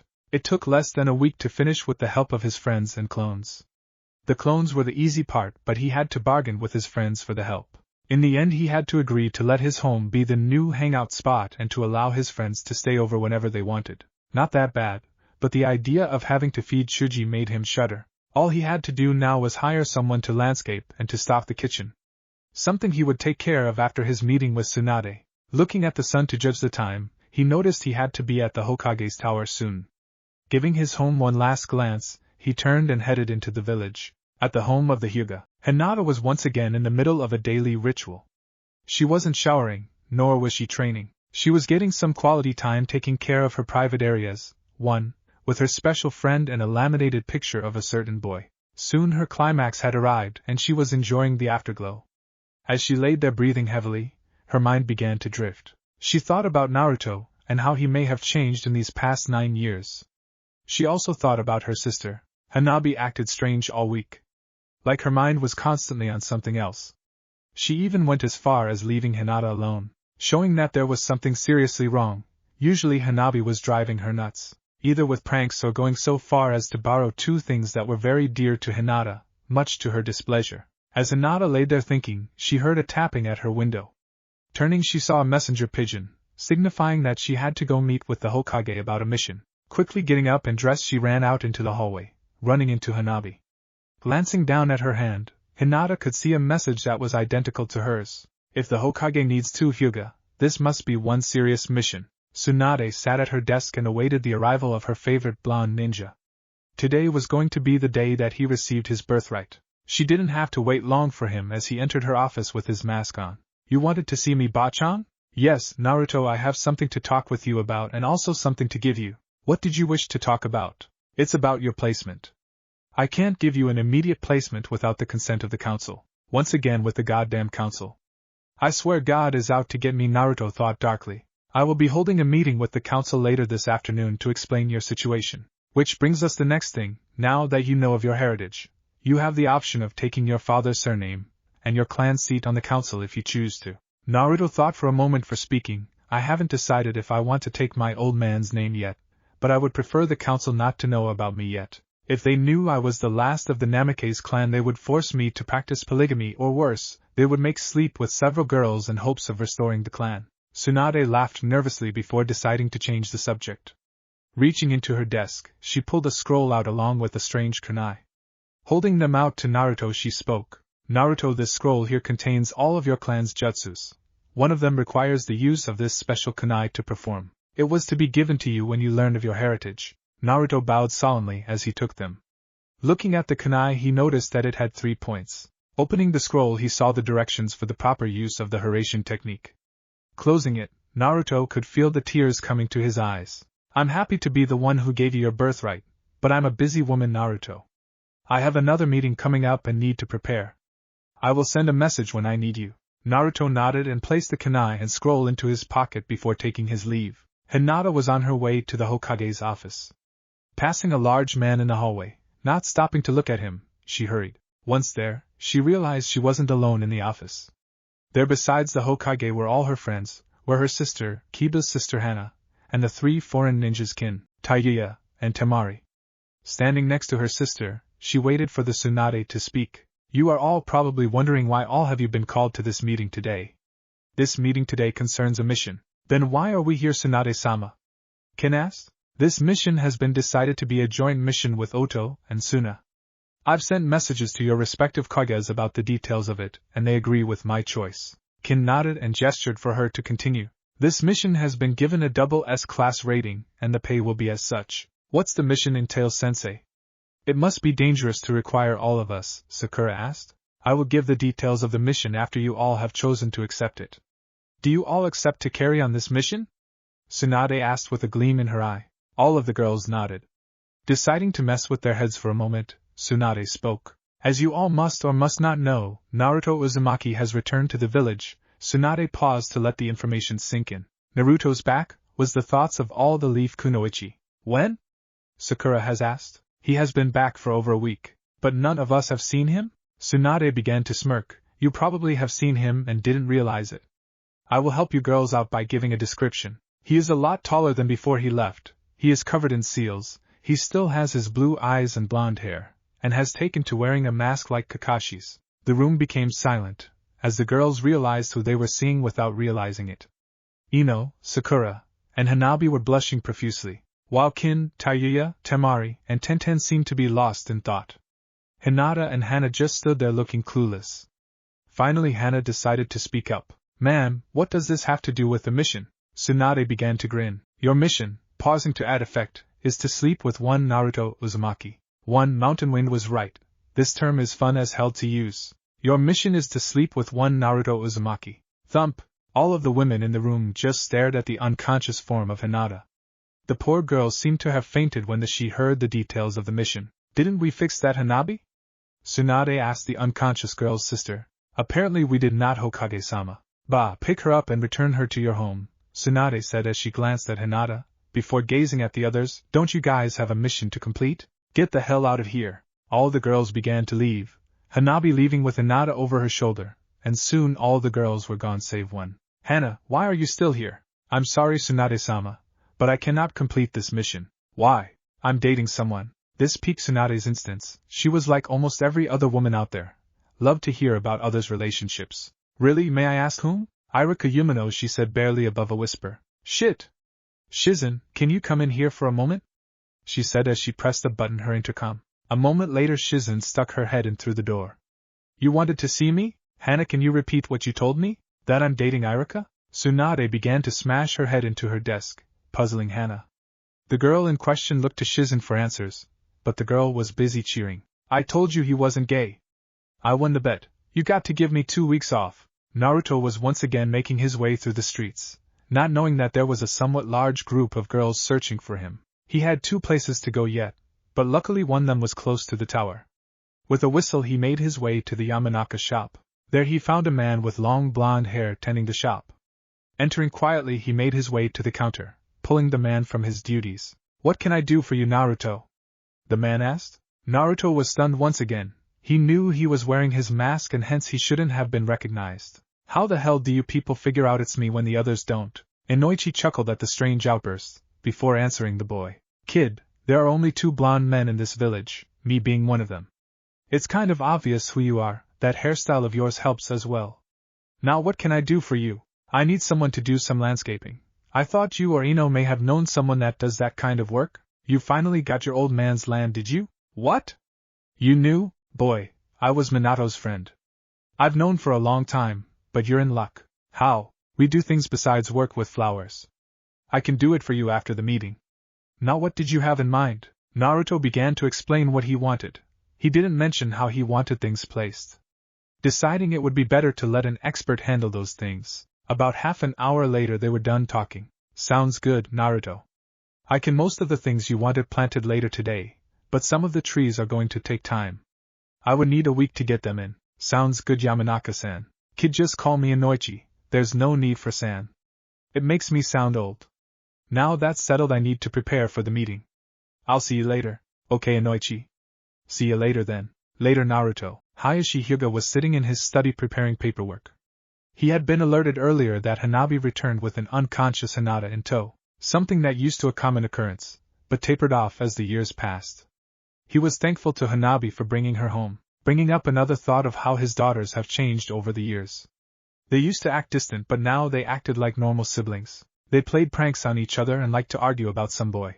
One that Hayashi didn't know, but he didn't care. He was happy that his family was returning to a sense of normalcy. Then he heard the yells. You can't participate in this mission, Hanabi. You don't even know him. That's what you think, you big tid cow. I'm going to complete this mission. You flat-chested little bitch. Hayashi winced at this comment.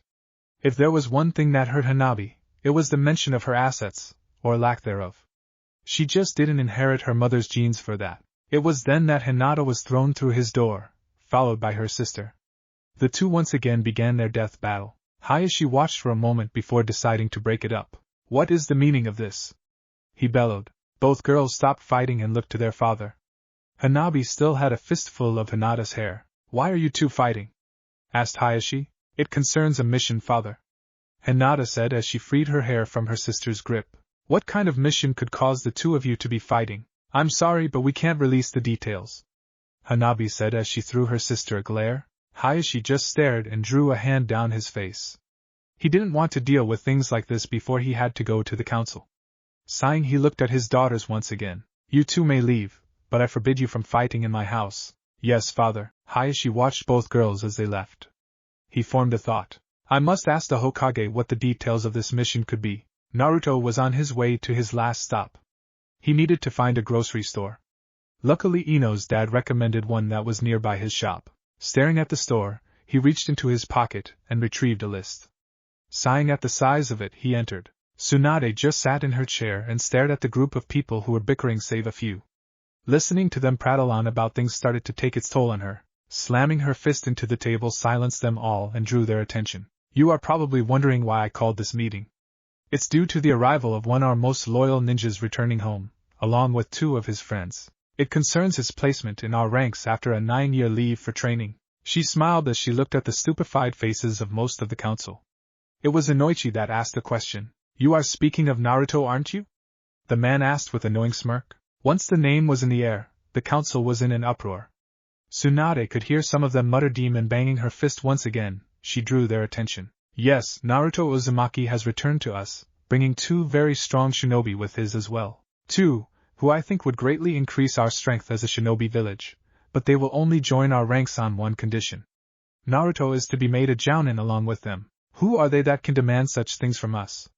Shouted an angry Danzo. Tsunade grinned smugly. Boy, are these guys going to be in for a surprise. Kisame Hashigake and Itachi Uchiha. Instantly the room became quiet. No one expected one of the last Uchiha to return to his village, nor a man who was feared in his own country. Both would have been a great addition to their forces. But they didn't like the idea of having to promote the demon brat to get them to join. Now I propose a vote. All those in favor of reinstating Itachi and promoting Kisame and Naruto to jounin? Half the room voiced their approval. Now those not in favor? An even number of voices shouted their disapproval, disappointing Tsunade and some of the clan heads. Then she realized one person didn't vote. Staring at the man, she noticed a look of indifference on his face. Would you care to explain why you didn't vote, Hayashi?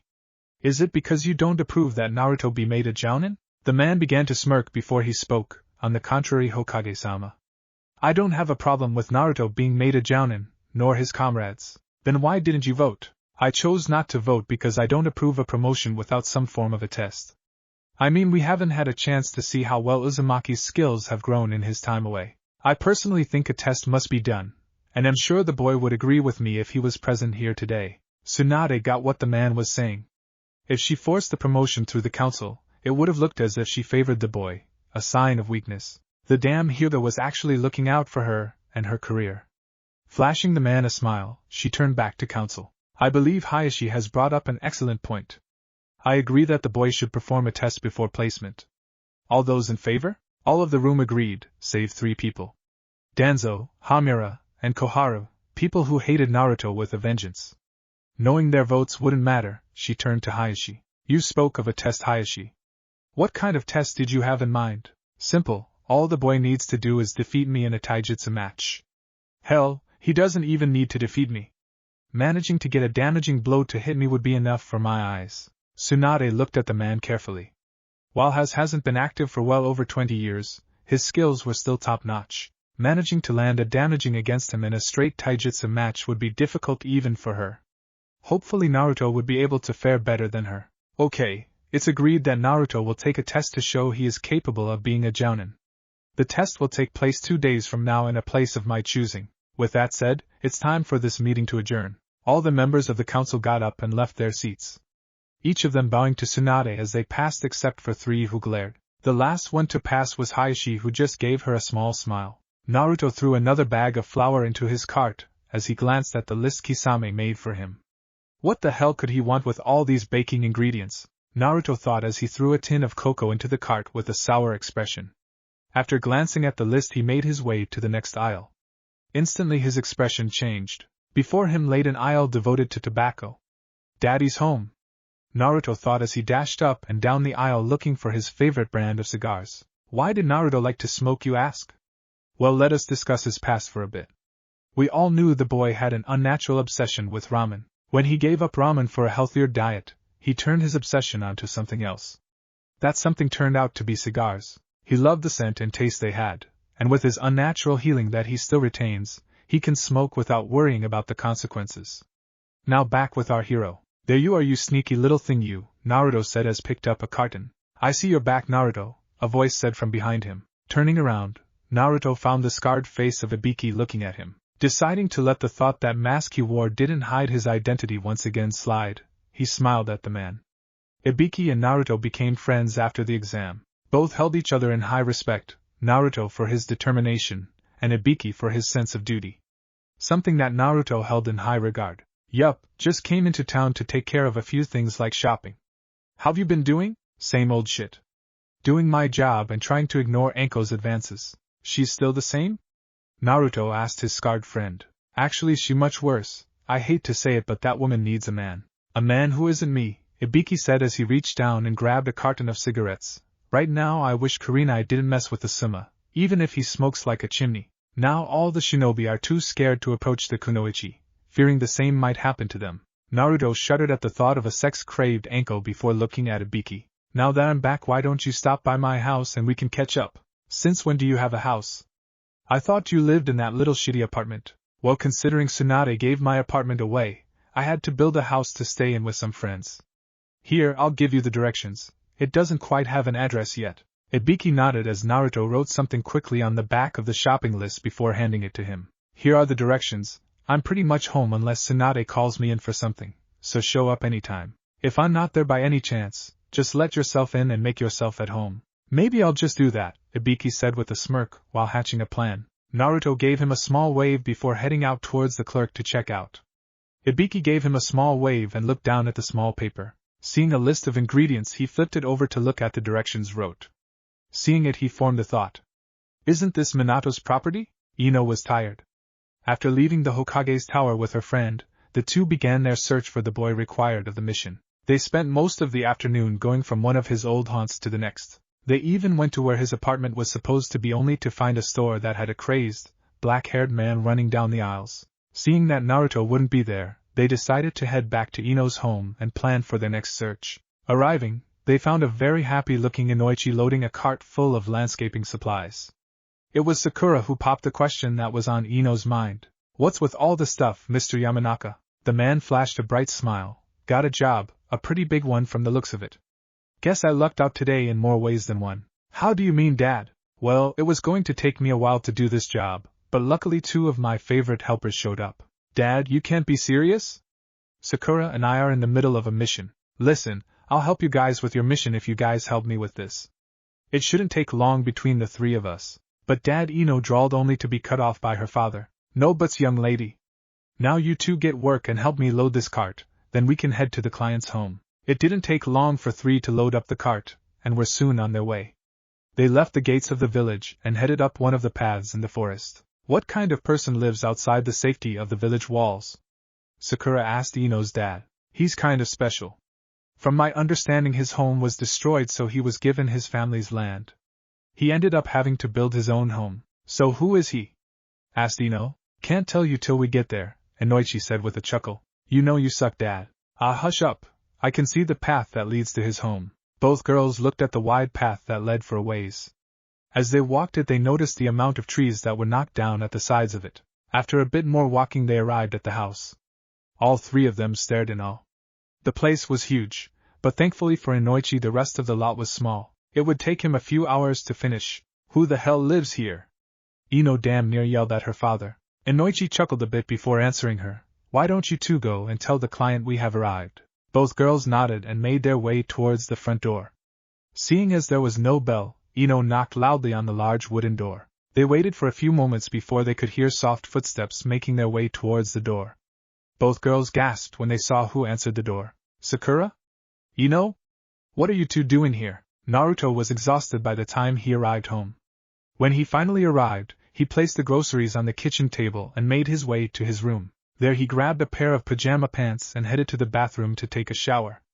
Once that was finished, he decided to get in some quality reading. He was a few chapters in when he heard the knock at his front door. Must be Kunoichi, Naruto thought as he put the book, coincidentally Jiraiya's latest, under his pillow. With a sigh he got up and made his way to answer the door. Only to be greeted with Ino and Sakura gaping at him. Sakura? Ino? What are you two doing here? Sakura couldn't believe her eyes.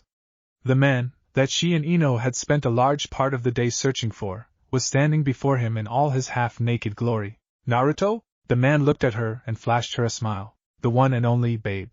Sakura blushed at his comment, and was about to say something before Ino interrupted her. Naruto, what are you doing here? I mean, this is a huge house. I'm here, he gestured to the rest of the house, because this is my house. Once again, both girls were openly gaping.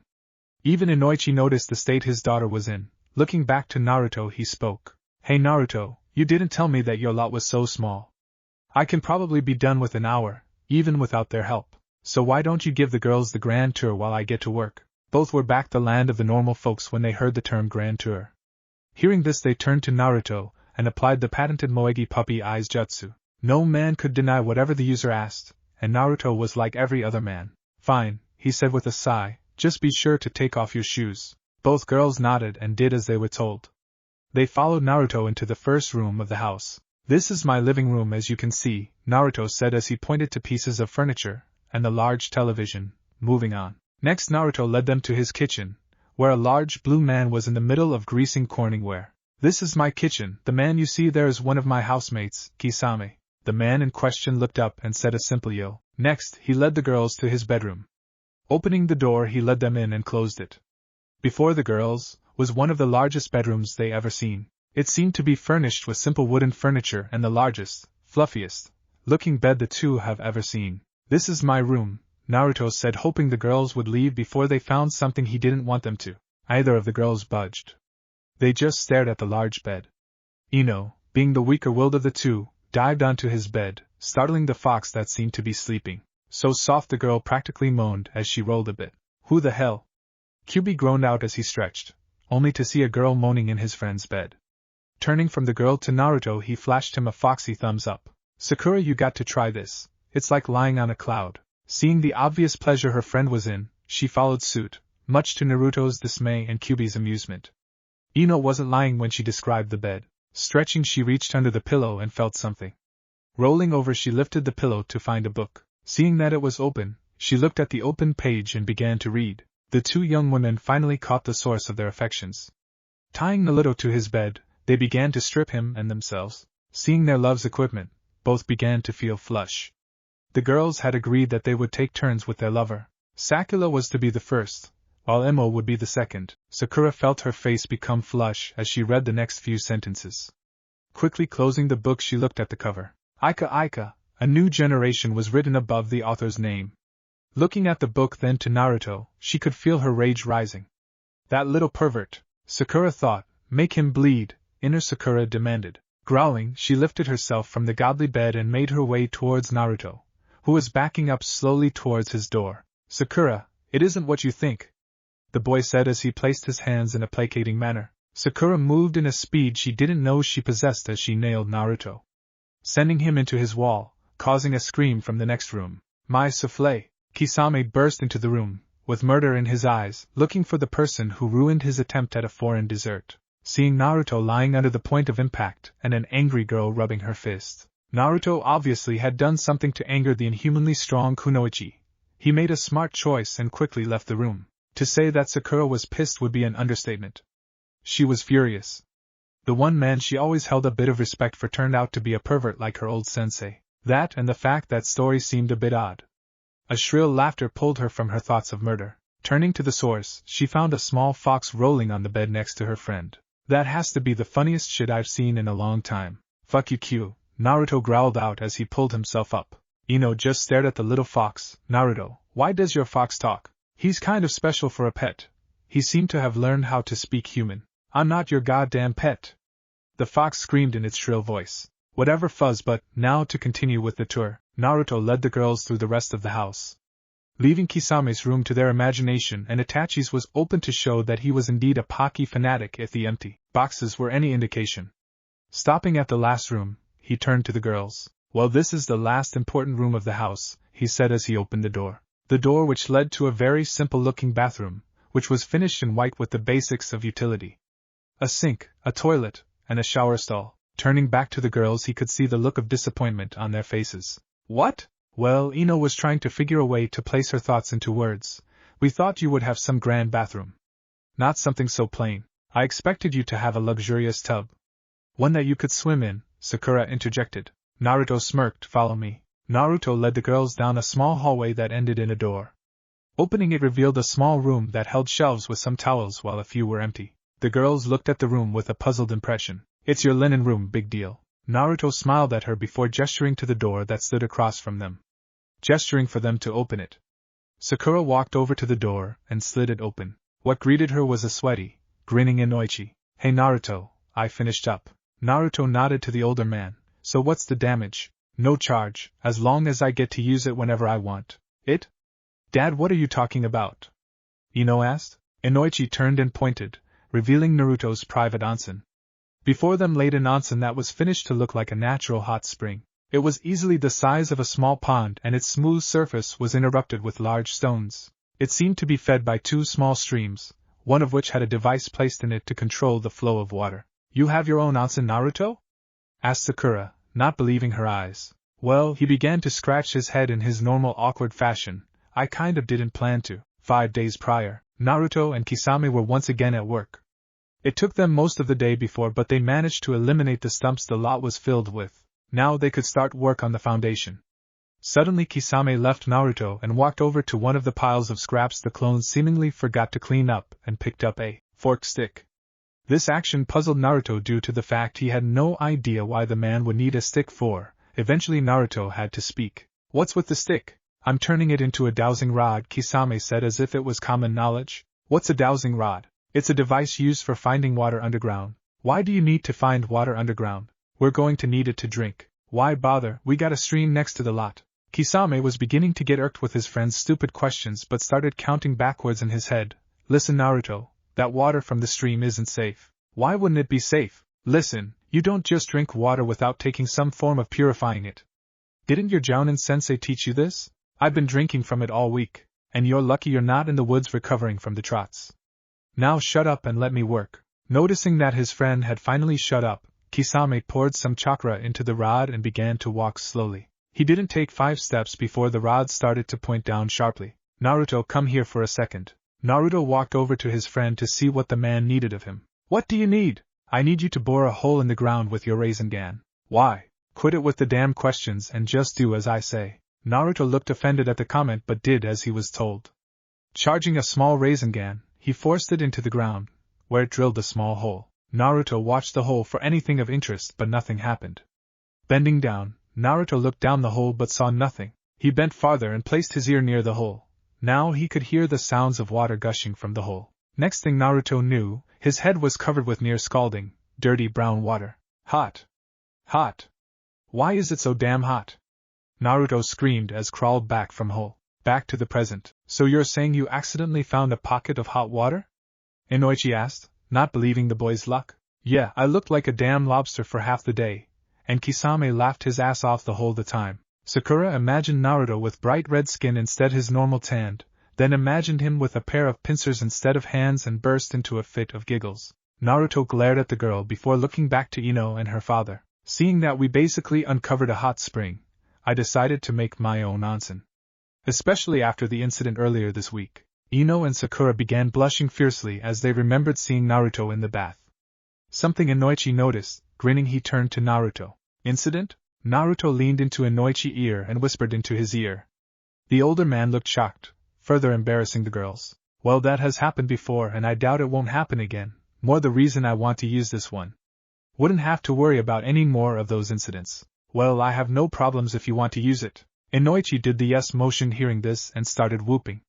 Ino just stood there, not being able to grasp that father could seem even more immature than an academy student. What about us, Naruto? Sakura whined out, can we use it when we want? Well, I guess you could, but I can't guarantee that no one can see you.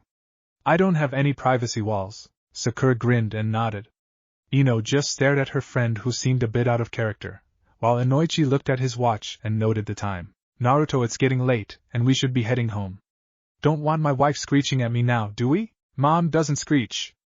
Ino screeched out, deafening anything in a 4-kilometer radius. Whatever you say, dear, Kunoichi mumbled as he attempted to cover his ears.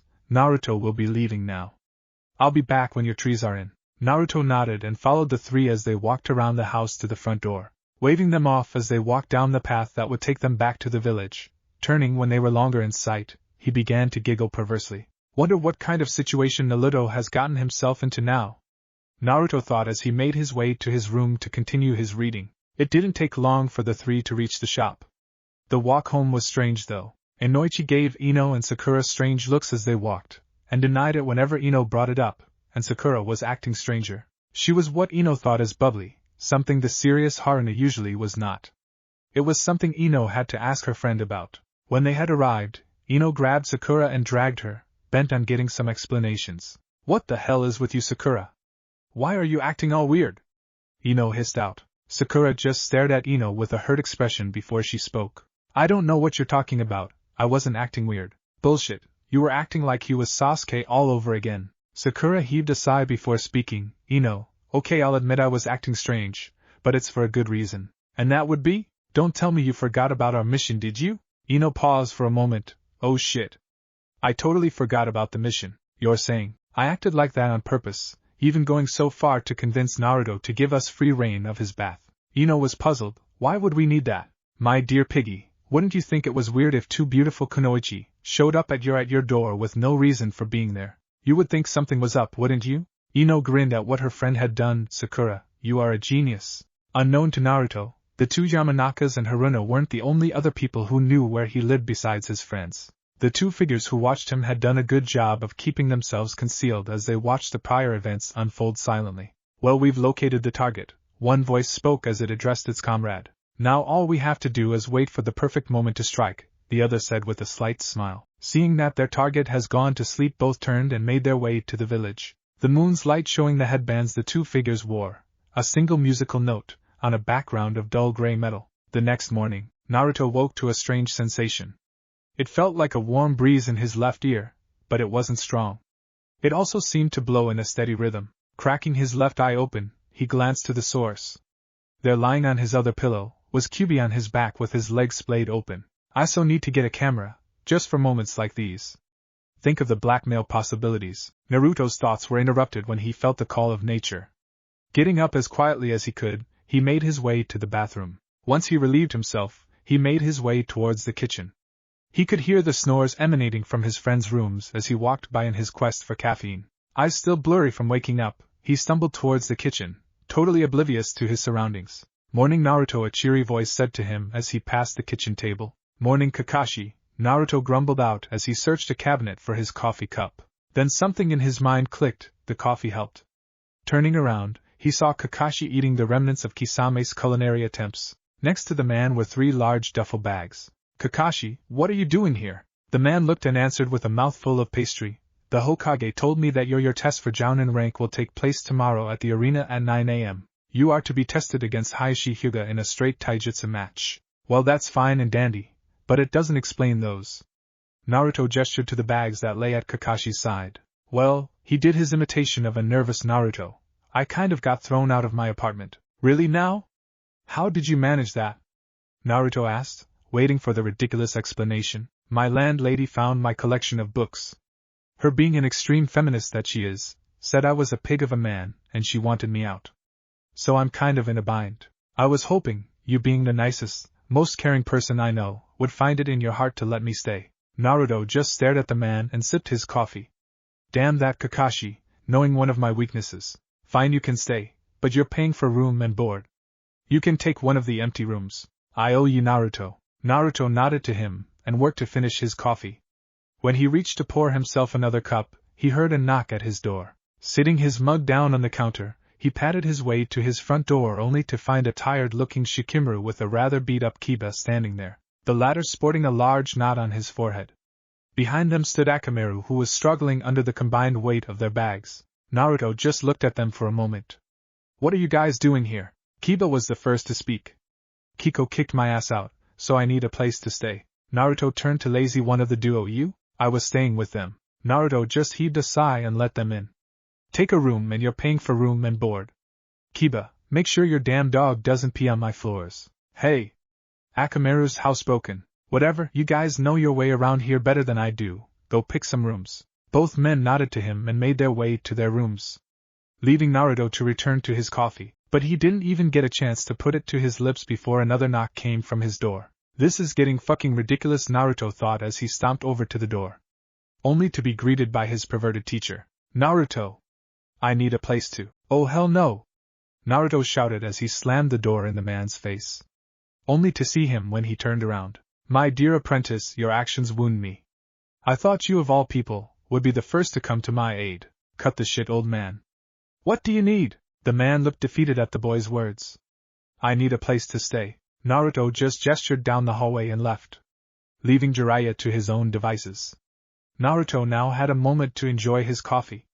Taking a sip, his face scrunched up in distaste. God damn it, it's cold. Hayashi sat at his desk in his study, staring at the scroll that lay in front of him. Picking it up, he ran his thumb over the blood seal that held it closed. I hope the boy surpasses every one of your expectations. Naruto just sat on his porch and stared at the moon. He always liked to look at the moon. It seemed to calm him down, though he didn't know why. He continued to stare till a voice pulled him from his thoughts. Worried about tomorrow? Naruto turned to see Jiraiya watching him. A little bit. Boy, you'll figure a way to beat him. You always do. It's not in your blood to be defeated easily. Something that you picked up from your dad. That still doesn't make me feel better. Hayashi is tough, and you know as well as I do that my taijutsu is seriously lacking. I may be one of the strongest ninjas in existence, but we both know that strength isn't everything. You're thinking about this too hard. Why don't you go for a walk and clear your head? Maybe I'll do that. Thanks for trying to put me at ease, old man. Hell, don't thank me, you would have done the same for me. Naruto just waved him off as he walked toward the forest. Okay, the target is on the move. You ready for phase 1 of the plan, Taiya? Kin stood on one of the trees that overlooked Naruto's home. A moment later her communication device crackled with life. Ready here, just be sure to keep him in sight at all times. He's known for making all sorts of escapes. Taiya replied. Got ya, target is moving into the woods. Commence radio silence now. Naruto walked through the trees silently. He could hear the sounds of animals as they moved through the forest litter as he walked, when all of a sudden he heard haunting songs begin to play in the woods ahead of him. The music seemed to beckon for him. Who could that be? I thought this forest was off limits to all but me? Naruto thought as he moved forward. He kept moving till he heard something whiz through the air and a small thunk came from the tree ahead of him. Looking towards the sound, he caught the glint of metal. Upon closer inspection he could see a saban with a small bell attached. Why do I feel a sense of déjà vu?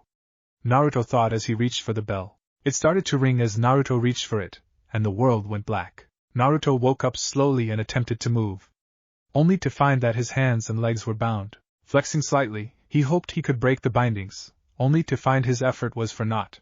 Opening his eyes and giving them a moment to adjust to the darkness, he began to look at his situation. Seeing that his wrists were bound with what appeared to wire with chakra-suppressing capabilities, he looked at his body. Okay, I'm bound, lying in a small clearing in the woods around my house. And where are my goddamn clothes? Look, he finally came to, said a voice that came from his side. Looks like we begin the fun then, replied a voice from behind him. Straining his eyes, Naruto could make out the form of what appeared to be 2 women. He couldn't see their features exactly, but he guessed they must be around his age from their voices. When they finally stepped out of the shadows, he could make out their faces. They were the 2 girls that were with Tenten and Tamari when he picked up his materials, but he didn't know their names. What are you 2 doing? Why the hell am I tied and where the fuck are my pants? The larger of the 2 spoke. Naruto-kun. I would think you would enjoy the company of 2 beautiful women, not when I have no control of my situation. Now let me go. I'm sorry, Naruto-kun, but you're not being freed till we had some fun. Elsewhere in the forest, the owl sat in its tree as it scanned its surroundings in a search of meal. It didn't take it long to spy a small mouse as it dashed across the forest floor. It tensed, prepared to make its swoop when an inhuman scream shook the forest. Oh God! Not that! Anything but that! Nuh! Now with our hero, Naruto found himself running through the woods, naked, with his dangly bits flopping in the wind. How the hell did I get myself into this situation? He thought as he batted another branch away from his face. A little while ago, Naruto found himself being held captive by 2 of the girls he saw with Tenten and Tamari. Naruto knew them from somewhere else, but he couldn't quite place their faces. Carefully he managed to work his way out of the bindings when the 2 girls were occupied stripping. Once free, he made easy work of the smaller, dark-haired girl with a few placed finger jabs to some pressure points, rendering the girl unconscious. But the redhead was a whole different story. She was the stronger of the 2 and seemed to have much more training. While Naruto was much stronger than her, she seemed to be slightly faster, and had almost taken him back down. But Naruto slipped her grasp, losing his underwear in the process. Now he was running for dear life. Back to the current time. Naruto-kun, don't run! I just want to play. A voice called out from behind him. Naruto almost tripped when he heard her voice. She was much closer than before. Using an inner strength he didn't know he possessed, he ran faster. His legs screamed in pain whenever his foot hit the ground, but he kept on. He would only stop running when he was in the safety of his seal-enhanced home. Thankfully he could see the light coming from his house ahead. Only a few meters to go. Come on Naruto, you can do this. You don't want to be caught again, do you? Naruto thought to himself as leaped into his yard and dashed towards his open window. Jumping through his window, Naruto spun on the balls of his feet and quickly closing the window, activating the seal he placed on it. Now nothing could get in, or so he hoped. Where the hell are your clothes, kid? A voice said from the doorway. Turning, Naruto faced Kyubi and panted out a response. Crazy pant girls in the woods pant. So it's safe to assume that half-naked girl who is staring at us through your window is one of them then? Kyubi said as if it was the most normal thing in the world. Naruto turned to look, dreading at what he knew was there. Kyubi was right. On the other side glass, staring at Naruto, was the redhead from earlier. Let me in, Naruto-kun, Tayuya said in a sweet voice. Look at your bed, it's too big for you alone, let me in and we can share it. Seeing that her attempt at being seductive wasn't cutting it, she switched to her old standby. Open the fucking window. I'm not going to hurt you, I just want to fuck your brains out. Naruto just stared at the girl. One moment she had acted sweet, the next she was cursing worse than an Itachi being denied his snack sticks. Okay, I've dealt with crazy, sex-obsessed girls before, but she takes the cake. Then something in his mind clicked. Wait a minute, redhead, swears more than a sailor, I remember her now. You're one of those guys that grabbed Sasuke. What the hell are you doing here? I want to fuck you, silly, what the fuck do you think I'm doing here? The sound Nin growled out as she banged on the window pane. Naruto walked over the window, tempted to open it and getting explanations, but decided against it. Instead he reached up, drew down the blind, further infuriating the girl. What the fuck do you think you're doing? Don't leave me out here. Fuck me, she screamed. Turning, he walked over to his bed and looked over to his friend. We're going to be in for a long night. Elsewhere in the Uzumaki residence, Shikamaru was sleeping peacefully, when a loud voice woke him. Mom must be yelling at Dad again, he thought as he rolled over without even opening his eyes. But what he heard next blew that theory out of the water and forced him to look around. What the fuck do you think you're doing? Don't leave me out here. Fuck me. What the hell? No matter how weird Ma is, she doesn't yell at Dad like that. Looking around his room, he realized that he wasn't at his parents' home. Oh, that's right, Naruto is letting me crash here. But what troublesome woman would be here yelling obscenities at this hour? Shika thought as he sat up on the edge of his bed. He could hear more swearing, which was coming from outside oddly. Slowly he plodded over to his window to find out who was the source of the noise. Opening the window, he poked his head out and saw something that would surprise many but not Shika. He saw a Tayuya, in her skivvies, banging on Naruto's window while swearing. Deciding to do something he knew would be troublesome for him, he had to ask the obvious question. Tayuya, what the hell are you doing? Why are you in your underwear? The girl turned her head and narrowed her eyes when she saw him. What the fuck are you doing here? She hissed out. Shika just sighed before he answered. Naruto is letting me and Kiba crash here. But why are you here screaming at Naruto's window? Tayuya was known for being many things, but one thing she wasn't known for was being tactful. I want to fuck him. Shika just widened his eyes and tried to keep himself from gaping. He never expected to hear something like that from the girl concerning Naruto. Why? I don't need to give you my reasons, you pineapple-headed fuckstick. But he has one hell of a dick, it was just beautiful, the girl answered with a lustful look in her eyes. Okay, too much information. I'm not going to try and stop you, but can at least keep it down? Some of us are trying to sleep. Fuck you. Shika just shook his head, and muttered, though not low enough for the irate girl not to hear, which earned him a rock to the forehead. Grunting, he pulled his head back in the window, leaving the girl to her screeching. Flopping back down on his bed, he rubbed his newly formed knot and formed a thought. I will never envy Naruto ever again. That woman was most troublesome. The next day, Tsunade watched as the council members began to filter into the small arena used for Jounin exams. The arena was smaller because the exams were usually taken with fellow Jounins as judges and were much more private. There wasn't a need to make it into a grand show to showcase the skills of their village. That was done with the Chunin exam. Soon, all the council members have arrived and split into two little factions. There was the like or at least respect Naruto for what he was and what burden he shouldered, made up of the clan heads. Then there was the anti-Naruto faction, which was composed Hamura, Koharu, and Danzo. Those three just glared at others like the petulant children they were, causing Tsunade to chuckle. Personally, she liked the clan heads.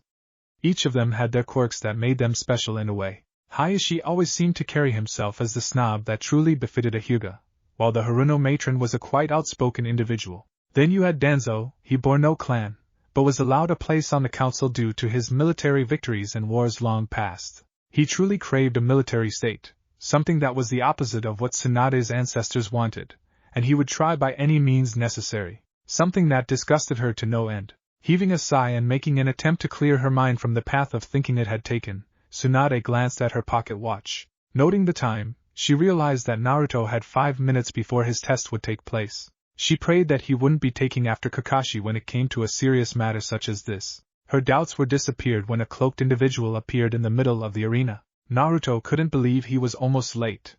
He had overslept due to a crazed redhead keeping him up most of the night. Then his two senseis didn't get him up for reasons unknown. He didn't even have a chance for his morning shower and chose to dress in the same clothes he wore the prior day, but he had made it in time. Using one last shunshin, he arrived with a minute to spare.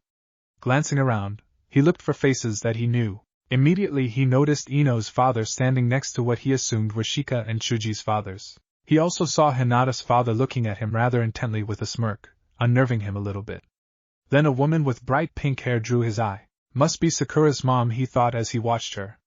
Last he saw the woman, who he felt was an older sister/crazy grandmother figure smiling at him. He also noticed 3 individuals that seemed to be keeping a bit of distance from the others, but he didn't recognize them, so he paid them no mind. When he heard a slight cough, he turned to Tsunade. Now Naruto, do you know why you have been called here today? You guys wish to test me to see if I'm qualified to be given the rank of Jounin. That is correct.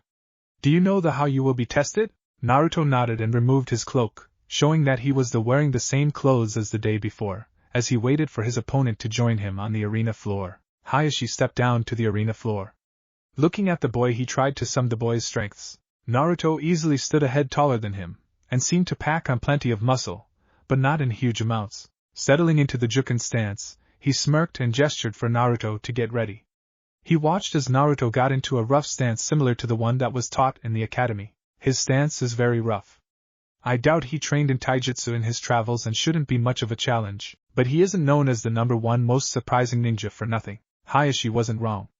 It was Naruto who started the fight, charging straight at him and throwing 2 punches. One aimed for his face while the other went for Hayashi's right shoulder. His form is terrible as is his speed, but he seems to be exuding confidence and power. He may still do something that surprises even me, Hayashi thought as he began the counterattack. Naruto couldn't believe the speed that Hayashi could move at. The older man was keeping toe-to-toe with Naruto, canceling out Naruto's powerful blows with quick counters, even going so far to start sealing his chakra points in his left arm, making it all but useless in the fight. Then Naruto did something that scared him. Hayashi used the 8 trigrams 64 palms, forcing Naruto to the ground. The old man had sealed up half of his chakra, making getting up seem 20 times harder than what it really was, but he managed to do it. Breathing heavily, both arms hanging limply at his sides, he stared at the man and waited for him to make the next move. Seeing the man doing nothing, he tried something that worked back at the Chunin exams. God, I hope this works, Naruto thought as he pulled at the special chakra reserve that he used under only dire consequences. Feeling the primal force if it tugged at his mind, he pulled. Almost instantaneously he could move again, but at a price. He was a hurting unit now, but he could fight again. Gritting his teeth against the pain, Naruto found himself on the attack once again. Meanwhile at the Uzumaki homestead, 3 figures sat relaxing in a corner of the onsen that was separated into a sort of jacuzzi. Jiraiya, Kakashi, and Kiba were having a soak while discussing the events of the night prior. Any of you guys hear that yelling outside Naruto's room last night? Kiba asked as he shifted in the bubbling water. Kakashi sighed. Yeah, I heard it. Some crazy chick screaming that she wanted to nail him. I'm sure you had a part to play in this, Jiraiya. Jiraiya looked shocked at Kakashi's accusations. I don't have an idea what you're talking about. So you're saying a girl screaming for him at all hours of the night is normal? While I hate to agree with the old pervert, but he's right. A figure replied as he sat in the onsen next to Kakashi. You can't be serious, Itachi. I mean, I grew up with Naruto. He was never the ladies' man. Kiba said in an unbelieving tone. Kid, you saw how all the women reacted when we were at the bar. It's because of incidents like that he has to wear that mask all the time. It keeps the women off him. I refuse to believe that. There's no way that Naruto can get more tail than me. I mean, look at me. I am one sexy beast. At that, the others gave him a disbelieving look and went back to their own conversations, leaving Kiba to pout at Naruto's good fortune with the female gender. Back with our hero. Naruto was getting the ass beating of his life. Even the one he received when he told Itachi they were going to ban Pocky didn't hold a candle to this one. He knew that Hayashi was stronger than he looked, but this was ridiculous. They'd been fighting for well over 20 minutes and Hayashi showed no sign of slowing down. Naruto knew if he was to win this match he would to do something desperate. Naruto waited for Hayashi to get close and didn't have to wait long for his moment of opportunity. Hayashi rushed forward, moving at a speed that Naruto barely caught, and struck him in his right arm, shattering his humerus. Grunting against the pain, he grabbed at Hayashi's collar and slammed his head into the man's face. At first the man stood there looking stunned. Then he began to stumble a little before falling to the ground, with a small smile. Naruto couldn't help but grin under his mask. He did it, he won. He went against a stronger opponent and emerged victorious. Using the last bit of his strength, he flashed a goofy thumbs up before he passes out. Now with Tamari. Tamari sighed as she nursed her tea. She was sitting in a small cafe waiting for Shika. While they weren't dating anymore, both of them still liked to meet up at least once a week to shoot this shit. While she waited, she let her mind drift off and began to think of other things. Some thoughts were normal, such as what Gaara is up to and what she was going to make for dinner that, but in the end she began to think of her current mission and a fellow blonde. I mean, how many Kunoichi get a mission to bed someone without having to off them in the end? Tamari thought as she sipped her tea. She knew a bit about Naruto, but nothing of what made him, him. But she was thankful to Naruto for straightening Gaara out and giving her little brother back to her. Sorry for being late, had a troublesome problem that needed to take care of. Shika said as he took a seat across from her in the booth. Would that problem have anything to do with that bruise, you lazy ass? Shika just gave her a small glare before picking up the menu, muttering something that sounded like troublesome women, causing Tamari to giggle slightly. So where have you been? I stopped by your parents' house yesterday, and they told me they haven't seen you in a while. Well, he paused to light up a cigarette and took a drag. I was staying with Kiba at his girlfriend's, but he got us kicked out. So now we're shacking up with Naruto. Tamari choked slightly on her drink when she heard mention of Naruto. Coughing slightly, she had goaded him to continue. What do you mean? I thought Naruto lived in some little rat hole of an apartment. Nah, he has a big place outside the village. Hell, I helped him build it.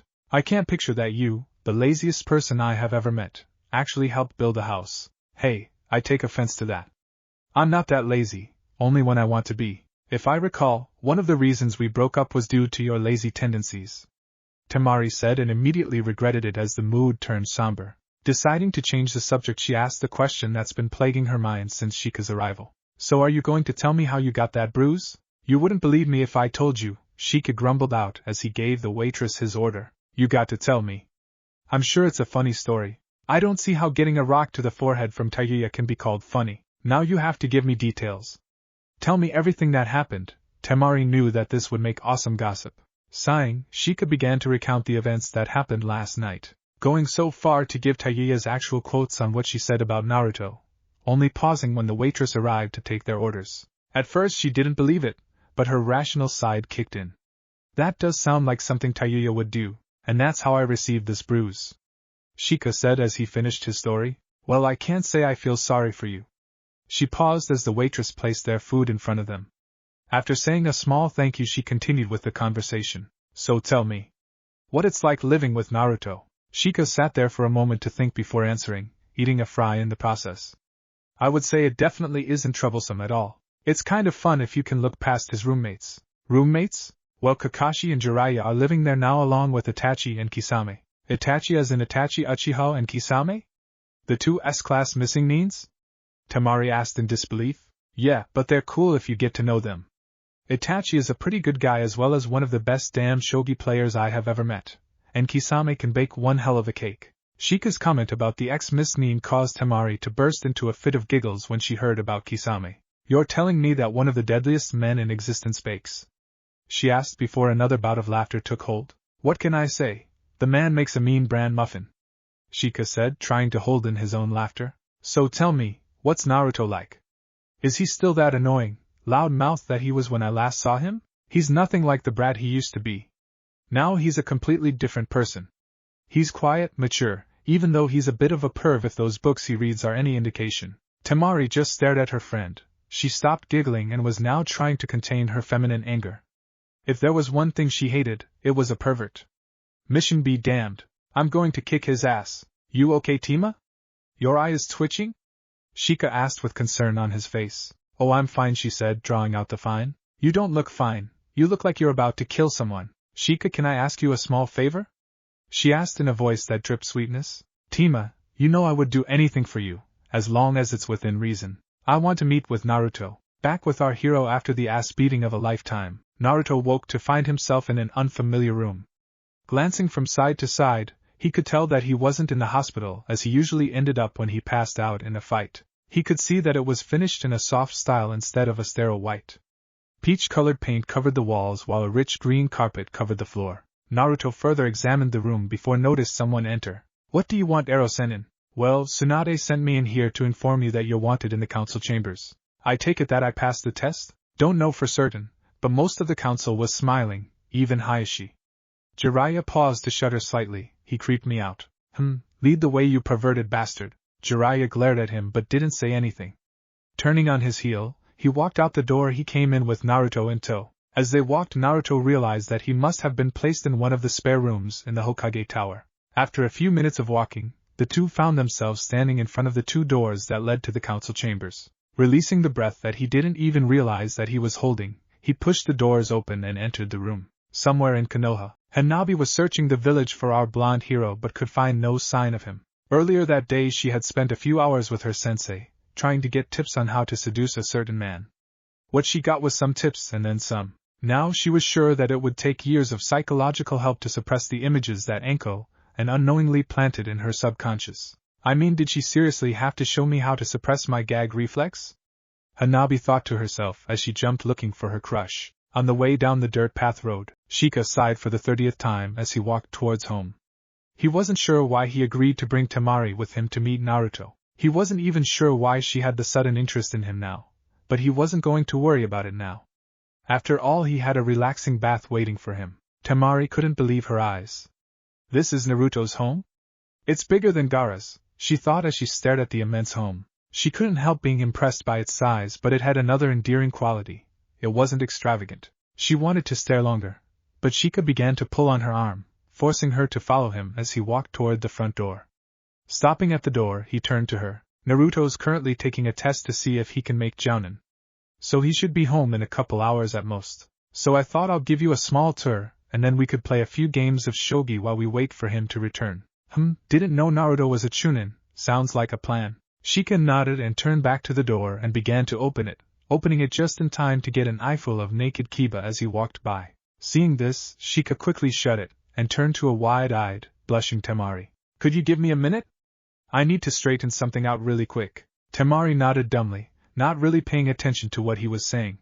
Her brain was working overtime to try and dispel a certain image from her memory. Shika just looked at the girl once more, before slipping into the house. Moments later, sounds of a scuffle could be heard from behind the closed door before Shika opened it. You can come in now, Tamari. I straightened out our little problem. Tamari nodded once again before stepping into the house, doing her best to ignore the object that was covered by a sheet and twitching every now and then. What did I get myself into?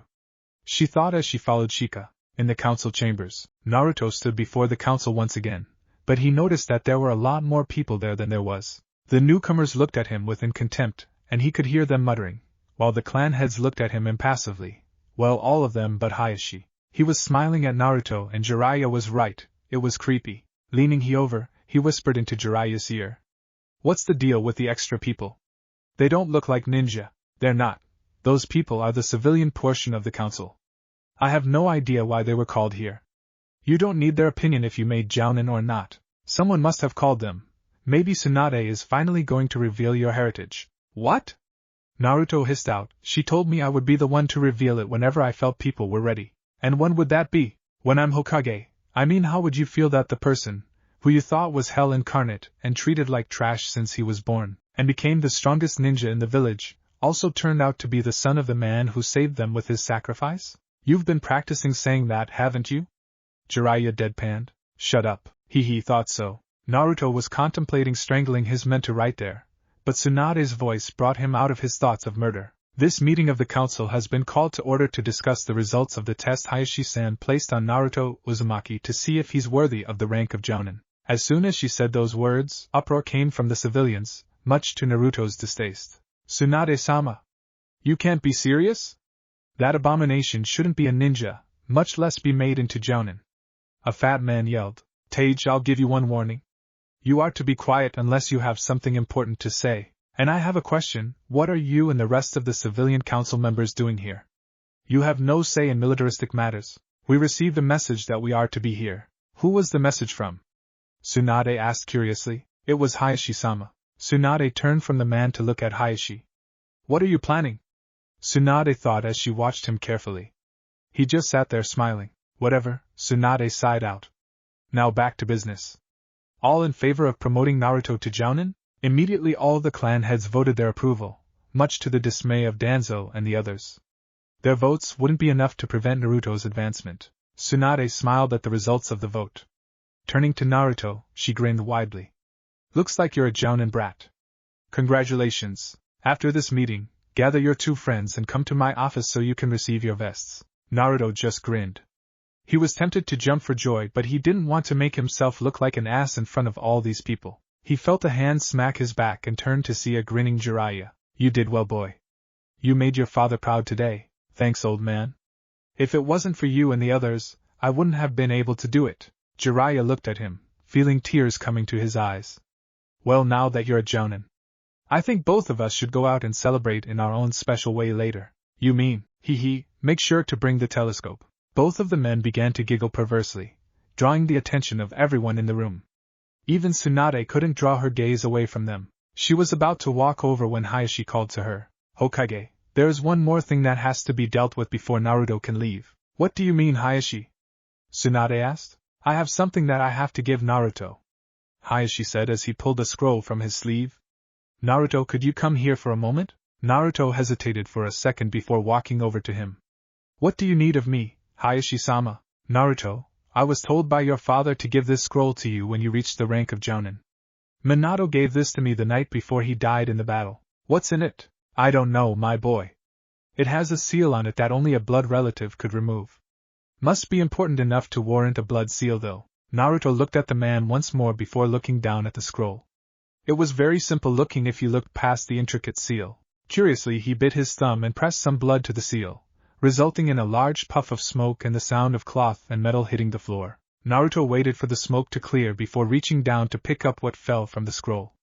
The first thing he noticed was the Konoha headband. The metal was aged and had several cracks around the edges, but the cloth of the band looked new. Glancing at the bundle of white cloth he held in his other hand, he pocketed the headband so he would have a free hand. Once that was done, he examined the cloth. It was obviously something other than a mass of cloth. Holding it up, he watched it unroll, revealing that it was a cloak. He noted that it seemed to be white with a purple liner that extended past the white of the sleeves. The bottom of the cloak was finished with flames. As Naruto turned it around, he noticed a paper flutter to the ground. Throwing the cloak over his arm, he bent and picked up the paper and began to read. Naruto, if you're reading this, you have made jounin, and I am no longer in the realm of the living. With that said, I don't really know what to say, so I'll go with the old standbys. I can honestly say that I'm proud of you and that I'm truly sorry for the burden I have placed on you without your consent. I hope that you can truly forgive me for what I have done to you and hope you can understand the reason I had to. Enclosed in the scroll besides this letter is my cloak along with my headband. I left them to you so you would have something of mine to remember me by. It would honor me if you wore them both. Let this be known, son, that your mother and I loved you. Make us proud. Your father, Minato Namikaze. P.S. You're probably reading this in the council chambers and the members now know your true heritage. Now with you being the last Namikaze, I'm sure the Clan Restoration Act will be suggested. I'm sure you do not know what the act pertains to, so I will tell you. The Clan Restoration Act was added to aid in the restoration of a clan when there is only one living member. It allows the person to participate in polygamy. My advice for you in this situation is this. Live the dream, son, live the dream. Naruto had begun to tear up as he read the letter, till he noticed the end. Now he stood there with his left eye twitching in anger. Okay, that proves it. Everyone I know is a pervert. With a sigh, Naruto removed his mask from around his neck, and reached into his pocket and pulled out the headband, which he tied around his forehead. Once that was done, he lifted the cloak from his arm and noticed that it had the kanji Yandame Hokage was emblazoned on the back. Slipping it on, he turned to face Tsunade with a questioning look, unknowingly flashing the back of the cloak to the rest of the council, causing chaos to ensue. What the hell is the meaning of this? Danzo screamed at Hayashi when he saw what Naruto was wearing. Why did you give that demon the Yandame's cloak? Danzo, I gave the boy his father's scroll. What are you saying? There's no way that the demon brat is Minato's could be his son. He never married. One of the unnamed civilian councilmen yelled out. Kunoichi spoke up. Actually, Minato did have a wife, and her name was Kushina Uzumaki. I mean, where did you think Naruto's surname came from? The man who spoke earlier immediately shut his mouth as Kunoichi continued. I was one of the few that knew of their relationship. Minato didn't want it to become public knowledge due to the chance of IWA taking vengeance on his family. It was this reason that Naruto's relation to him was kept under wraps. What proof do you have to back your claim? Hamiura asked Kunoichi. You mean besides the fact he just opened a blood seal that his father made? Christ, look at him right now and tell me he isn't the spitting image of Minato. That shut Hamiura's mouth up before he could continue. It was even obvious to the disbelievers who Naruto looked like. Now that we settled that, Hayashi spoke, there's the matter of sorting out Naruto's duty now that he knows about his clan. Naruto just stood there and watched as the conversations continued. I don't like where this is heading, thought Naruto as he listened to Hayashi. At the Uzumaki household, to say that Tamari was impressed with Naruto's home would be an understatement. She loved the place. The inside was furnished simply, but it gave the place a nice cozy feeling. Then there was the onsen. Never in her life had she seen an outdoor bath that size, and it was a private bath. She made sure to make a mental note to bring a bathing suit the next time she came so she could take a soak without worrying about Jiraiya, Kiba, and to a lesser extent, Naruto. Then there was Itachi and Kisame. Those two really surprised her when she met them. Both of them were well-mannered, polite, and generally nice. They seemed more like normal people than ex-missing neens. What really won her over was when Kisame offered her the one weakness all women shared, their love of all things sweet. That's right, boys and girls, Kisame offered her cookies, and that's where we find her right now. Tamari was currently sitting across Shika, happily munching a cookie as she waited for him to make his move. As soon as he made his, she quickly countered and went back to her cookie. Eventually she had to bring up Naruto. Even while she was in the middle of a good game of shogi, her mind still drifted from the game on hand to the boy she had feelings for. So Shika, you think he passed his test? Shika spoke as he moved one of his pawns. Naruto doesn't know the meaning of the word fail, Tamari. So what's taking him so long? I mean, when we made Jounin, we just had to wait to receive our flak vests. The council probably holding it up. His test was unorthodox in a way after all. Then you have the fact they probably know who his father was now. Why would they need to hold him back for that? Tamari asked as she reached for another cookie. His dad was a very important person here. I mean, he was the Yandame after all. Tamari nearly choked when she heard this.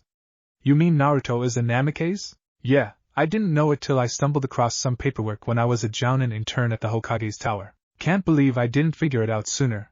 I mean, Naruto is the spitting image of his old man. That comment led Tamari into a new train of thought. She had seen pictures of the Yandame before. Hell, she wrote a report on him when she was a student at the academy in Suna. Now she was remembering one particular picture. It was one that was taken while he was a member of ANBU. She could remember it clearly. He was dressed in the clothes that were typical of an ANBU minus the mask and the body armor.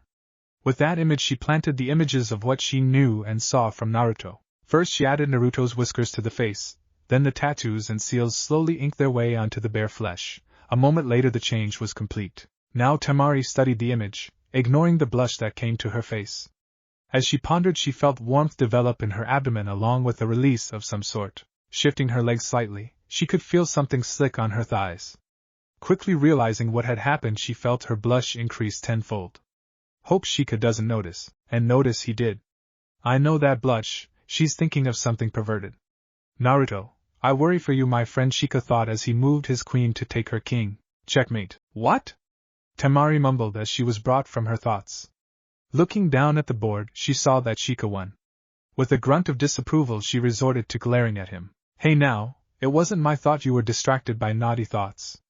Shika said with a hint of amusement. It was an unknown fact to his friends, but Shika lived to torment the girls close to him. A trait he picked up from Naruto from their academy days. What? How dare you say things like that about me? Tamari screamed as she reached across the board to throttle the life out of him. He was almost in her grip when two voices behind her spoke. 20 Rio, he screams like a girl before he passes out. You're on. Tamari stopped her attempt of ending Shikamaru to turn to see Kisame and Itachi standing at the door, both of them wearing grins. Obviously amused at Tamari's antics. Kisame spoke first. You two may continue. Meh, let's leave them alone to do whatever they were doing, no matter how amusing it may be. We do have to be at the Hokage's tower in 15 minutes anyway, Itachi said as he turned to leave. I take it Naruto passed? Shika asked as he scooted out of harming distance from Tamari. Kisame nodded before he left as well, leaving the two ex-lovebirds to their own. Once Kisame's footsteps could no longer be heard, Shika turned to Tamari, a Naruto-like grin on his face. Looks like your lover boy isn't a chunin anymore. Tamari just gaped at him before unbridled rage came over her. With a scream that demanded blood, she lunged. Back to our hero. Naruto hated his life. Not only did his secret become public knowledge of the council, he had to sit there and listen to them bicker. Now this had only taken about an hour to get through the more stubborn ones.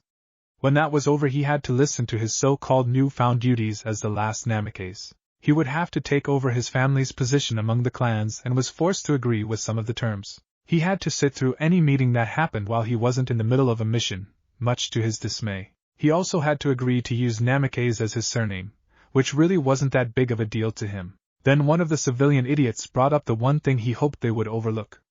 The damn fool suggested that he participated in the Clan Restoration Act. Naruto hated the idea. If he had agreed to it, he would have been forced into a loveless marriage, with women he probably didn't even know, much less love. Now, while the idea of sleeping with several women was appealing to him in a way, he sure as hell wouldn't do it just for the sake of making little Narutos. He could remember the look on the council's face when he told them no. Most of the men looked at him like he was nuts and probably were going so far to question his sexuality. He couldn't blame them if they did, though. He probably would too if he saw a man pass up the chance to bed multiple women without any of the repercussions. Then he remembered the looks on the females of the council. They looked at him with something he wouldn't expect. They actually looked at him with respect, even Koharu. He had shown them that he was indeed better than the average male. Smiling smugly at that thought, Naruto walked towards Tsunade's office. There he met Itachi and Kisame.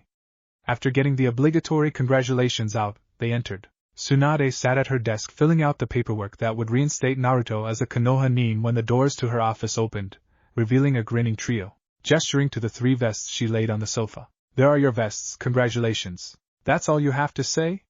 Naruto asked as he removed his cloak to put on his vest. What? You expect a parade? No, I just expected a more cheerful attitude. Especially from you. Cheerfulness stopped after that damn meeting. Bah, was it my fault those old fools wanted to turn me into a man-whore? Kisame let out a chuckle when he heard this, which he silenced as he felt Naruto's glares on him. Seeing that silence was once again brought to the room, Tsunade continued. Now that the 3 of you are now Jounin, I have 2 options for you. The first is the 3 of you become Jounin instructors. The second one is you become just regular Jounins and do missions. Personally, I think you guys should work as instructors. All of you have certain skills that would make the next generation the greatest one yet. The 3 men were silent for a moment as they got in a huddle and discussed it, occasionally peeking up to glance at Tsunade before returning to their conversation. After a few minutes the huddle broke. We'll do it. Well, that was a pleasant surprise. Since the academy classes don't end for another month, so I guess you guys can think of this vacation. I guess that's okay. Still have plenty of money in my savings, Naruto said as he turned to leave, only to stop when Tsunade called for him. Naruto, there is one more matter to discuss. It concerns your Jounin test. Naruto, you may have passed the test, but it was obvious that you were struggling. I know it would have been a cakewalk if you were allowed to use the other skills you have in your possession, but your taijutsu is terrible. You know as well as I do that there may be times in battle that you're forced into hand-to-hand combat, and it wouldn't look good to your students if their sensei got his ass beat. So what are you saying? Naruto asked as he thought of murder, and how to dispose of the body of a certain old woman. Well, I took it upon myself to get you a teacher to school you in proper taijutsu. May I ask who? You'll meet him tomorrow when you meet your fellow Jounins. You will be training with him for the next month. After that you will be training with him when your Genin team and his don't have any missions.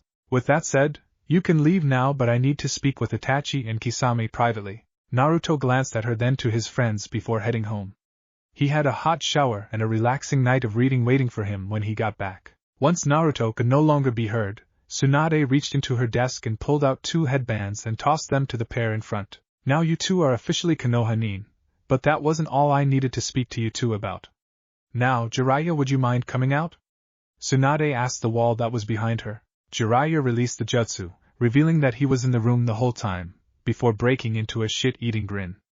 Boys, we got a proposition for you. Continuation from last chapter. So will you two help us? Jiraiya asked, already knowing the answer. Kisame looked at his partner in crime before glancing at the older man. Oh yeah, we're in.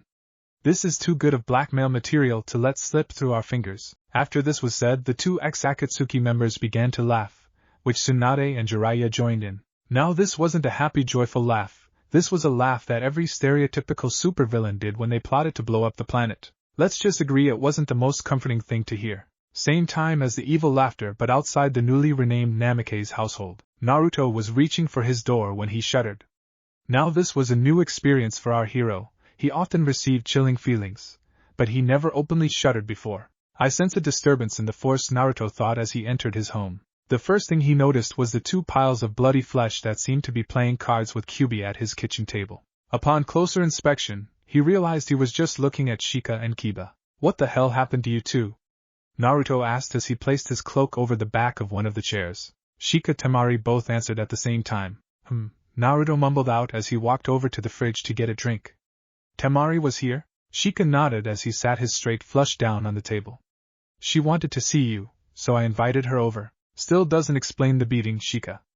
Naruto stated as he took a long swig out of the orange juice container. Shika spoke as he began to deal a new hand of cards. Tamari did it, but it would be too troublesome to give the details. What time she go home? She didn't, Shika stated as he glanced down at his hand. So where is she? Shika put her in one of the spare rooms for the night, Kiba said as he threw a few bills on the table. I'll see your 10 Ryo and raise it to 15. Naruto watched as Shika and Kyubi folded while Kiba dragged the pot to himself. Idiots, Naruto thought as he put the juice back in the fridge. I think I'm going to hit the sack after a hot shower. See ya in the morning, man. Kiba said as he won another hand. Come on, you bastards, at least try to win some, or you two going turn into the new generation of the legendary suckers? Naruto just shook his head as he made his way towards his room to grab his sleeping clothes. Now if he had turned around at least once, he would have noticed the look the three had plastered on their faces, and would have realized they were up to something. Naruto felt 100 times better as he got out of the shower. Not only did he feel refreshed, but he also rid him of the scent of perspiration. A man can only tolerate his stench only so long before he must intervene. After drying off, Naruto eyed his sleepwear. While it normally consisted of a pair of boxers and a pair of pajama bottoms, Naruto decided against putting on the pants. The day had been hot, and the night made no sign of cooling down. Throwing his pajama bottoms over his shoulder, Naruto headed to his room. Once there, he threw his unnecessary clothes on his dresser and walked over to his window. He thought about opening it slightly to let a breeze in, but decided against it. He knew that raving nympho of an Otonin was still out there, and the seal on the window was the only thing that was keeping him safe when there were no witnesses to tell his friends that he was kidnapped. Shuddering at the memory of the night prior, Naruto flopped down on his bed. Not bothering to cover up, he pulled one of his pillows to his chest and fell into a deep slumber. Outside Naruto's room, 3 pairs of eyes watched the sleeping form of Naruto before glancing at the second figure that lay in his bed. Smiling due to the fact their plan was advancing smoothly, they left the two to sleep. As the 3 figures walked down to their own rooms, the tallest one spoke. I got to give it to you, Q. Naruto didn't even notice the genjutsu you placed on him, so he thought Tamari was one of his pillows. Now I got to remember to bring a camera for when those two wake up tomorrow. Kyubi grinned as Shika complimented his skill in the kitsune arts. As he walked, he noticed the smaller of the 2 humans seemed to have a sullen look, something that didn't fit the Inuzuka boy. What's with you, kid? This doesn't seem right.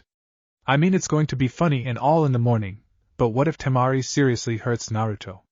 I mean, look what she did to Shika, Kiba said as he gestured to Shika's injuries. Bah, the brat will be fine. Think of it as payback for all the pranks he did to you over the years. Even if she does do a number on him, he'll still heal up just fine. I'd advise we make ourselves scarce if that goes down though. None of you seen the brat when he was truly pissed. Hearing this, both of the ninjas shivered slightly. They had bared witness to Naruto's childish anger before, but he's changed a lot since then. For all they knew, Naruto could go psycho crazy on them tomorrow. With that thought placed in their heads, the 3 headed to their own rooms and went to bed. The next morning, Naruto sighed happily as he felt the warmth from the morning sun. While he was a morning person by nature, the secure comfort that his bed provided didn't want to make him open his eyes. Hugging his pillow tighter to his torso, he heard a sigh.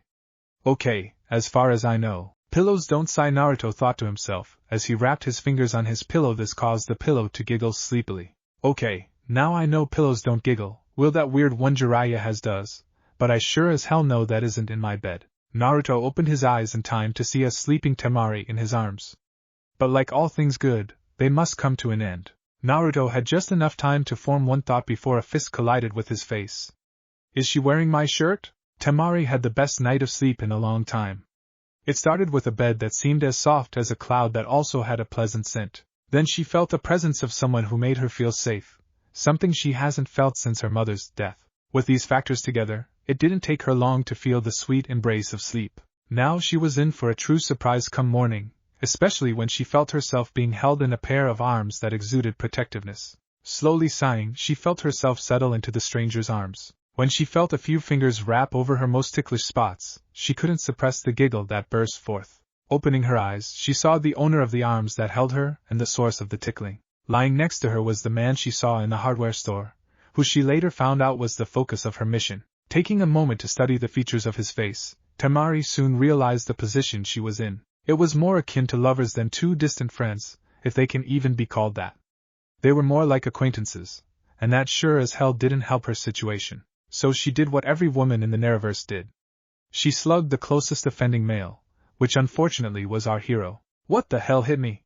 Naruto asked out loud as he held his nose. Moving it slightly, Naruto could feel the cartilage grind against the bone, proving that it was broken, if the profuse bleeding wasn't enough. That's what you get for trying to molest me in my sleep, said a shrill voice. Naruto looked up to see a fuming blonde, glaring at him.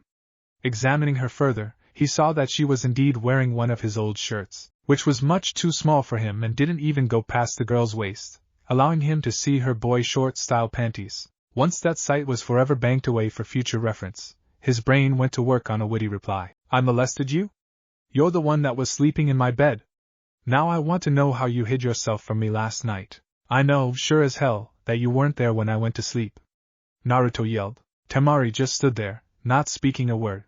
Did he just accuse me of sneaking into his bed? She asked herself. Shika told me this was a spare room that Naruto used for storage, hence the dresser full of clothes. As she pondered her thoughts, something in her mind clicked. She was set up. Shika, she growled out as she looked at the door. Huh?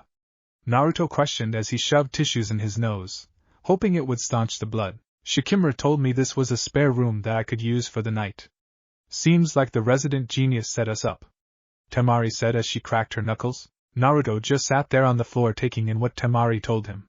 Then a look of anger crossed his features. That cheeky little bastard, Naruto thought to himself as he plotted Shika's demise. He sat there and thought, more specifically where he could possibly hide a body, when he noticed a hand in front of his face. Here, let me help you up, Tamari said in gentle voice, replacing the banshee screech she used when she woke up. It's my fault that you got knocked out of the bed. Naruto looked at her for a moment. Naruto may still be an idiot at times, but that didn't mean he knew how the world works, and one of those things that he learned was no woman admits that they are at fault for anything. Tamari was up to something. Are you going to sit there all day? Tamari said, the anger slowly rising in her voice. Naruto gave her one quick glance before raising his right hand for her to take. With some effort, the girl managed to pull the large man up. Once he was standing back up, he noticed that Tamari hadn't let go of his hand. Tamari? You can let go of my hand now, but it's so soft. Why is your hand so soft? She asked as she rubbed her thumb over his palm. Naruto chuckled nervously while using a foot to discreetly slide a container of hand lotion and an old, dog-eared copy of Jiraiya's book back under his bed. Hee, don't know what you're talking about. Anyways, I have to meet with my taijutsu teacher today, and I'm not sure what time. So I need to get ready, Naruto said, changing the subject, as he removed the tissues from his nose and walked over to his dresser. He thought about asking Tamari to leave the room for a moment so he could change, but decided not to. She was in a similar state of undress as he was, and he sure as hell wasn't going to subject to two super perverts and a pervert in training, aka Jiraiya, Kakashi, and Kiba. Tamari just stood there watching Naruto's back as he rummaged through his dresser looking for something to wear for the day. As she watched him, she realized that he stood a head well over her. A huge change from the last time she met him. She also noticed that his seals seemed to cover his whole body. He was almost completely covered in them. Even the back of his legs had seals running along them. She knew how sealing worked and that most ninjas went as far to place the seals upon their own bodies, but she never has seen any that went through the extent that Naruto did. She walked over to get a better look of his seals. Looking at them closer, she was aware there was a difference between the seals besides the patterns. Most of them looked like tattoos, but several looked like they were actually engraved into his skin. That was something that Tamari had never actually seen before. Without a hint of warning, she reached forward and traced her finger along the seal that stretched across his back. She didn't notice that the flesh shuddered at her touch. She paid it no attention though, as her touch proved that she was right. The seal went deeper than a normal tattoo. She could even feel the slight unevenness in the skin. As she touched him, a certain perverted part of her mind came to life. If one had been able to see this side of her, you would have assumed it was an alternate personality. This side of Tamari had made itself known at the onset of puberty, but Tamari managed to force it into submission with willpower alone, but now it decided to make its reappearance. Inner Tamari, as this being was called, giggled perversely as she reviewed her host's most recent, sexually charged memories. With that out of the way, Inner Tamari watched the actions of her host before letting out a small comment that turned her host an interesting shade of red. Textured for your pleasure. Naruto was looking through his dresser for something that would be comfortable and could take some abuse. He had an idea who his taijutsu instructor would be and knew he was in for one hell of a day. After rummaging through various shirts, he found something suitable. He reached to grab a red shirt when he felt the air around him shift slightly. That was one thing he loved about having an unnaturally high affinity to the wind element. He would always be aware of his surroundings. While he knew he wasn't in any danger, the air didn't have a tense feeling to it. He still wouldn't have expected Tamari to feel him up. He expected that kind of stuff from regular girls, not from someone that he knew as a serious person. He shuddered under her touch as she ran a finger down the seal went along his spine. Her touch felt incredible. It seemed to be a mix of ice-cold touch and electrical current. Biting back a moan, he felt himself melt under her touch. Then without warning she stopped. While he knew it was for the best, he was missing it already. Turning around, he saw that she was blushing, but wasn't looking at him. Think she just realized what she had done, Naruto thought to himself as he started to walk by her, clothes in hand. He was just going to slip by her while she was dazed, but memory of what had transpired moments ago forced him into a mindset of revenge. Time for some payback, Naruto thought as he walked up to the girl. Leaning forward, while making sure his face barely grazed hers, he whispered into her ear, "Don't take too long getting dressed, babe. I'll have breakfast waiting." Her reaction was priceless. It started as her blush deepening greatly as he leaned in close, to ending with what seemed as a brain meltdown. All in all, it was worth the effort. With that done, Naruto slipped out of his room and snuck towards the kitchen, thoughts of more painful revenge going through his head. To his disappointment, the kitchen was empty, no Shika to bust up, no Kiba to screw with. Even the fox was missing. With no one around aside from the girl in his bedroom, Naruto quickly changed into his clothes, before beginning to work on breakfast. As he grabbed an onion from the fridge, he noticed a note stuck to the front of it. Holding the onion under his chin and grabbing a small block of cheese, he read the letter. All it contained was mention that Itachi ran off again and that Kisame would meet him at the Jonin's lounge later. He also mentioned that his meeting would take place at noon, though Kisame had no idea where. Tamari just stood there a few moments trying to figure out what happened. 1 minute Naruto acted like she wasn't even in the room, the next he acted like they were newlyweds. It just didn't make any sense. This train of thought led her into a debate with her perverted side. "Oh come on, you know you like him.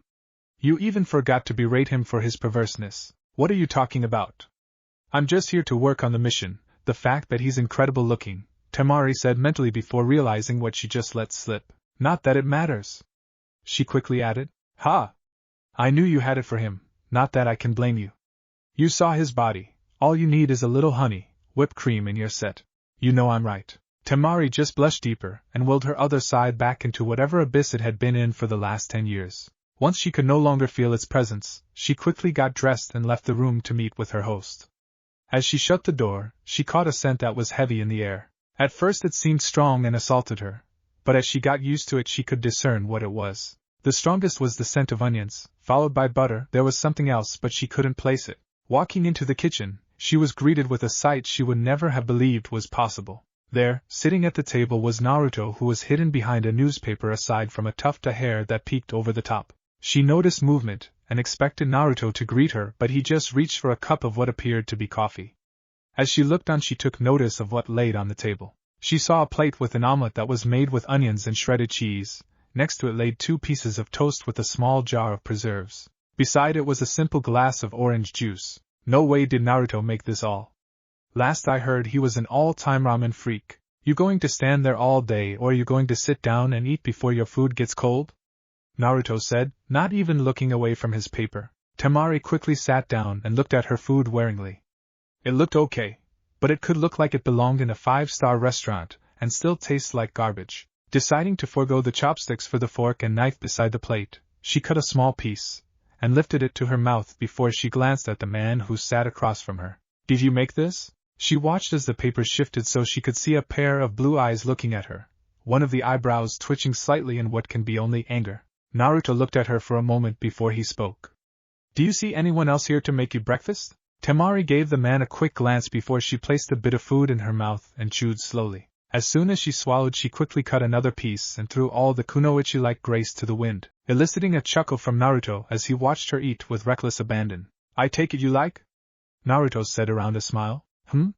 Tamari mumbled out around a mouthful of egg. Thought ladies were better mannered when it came to food? Tamari blushed and wiped her mouth with a provided napkin.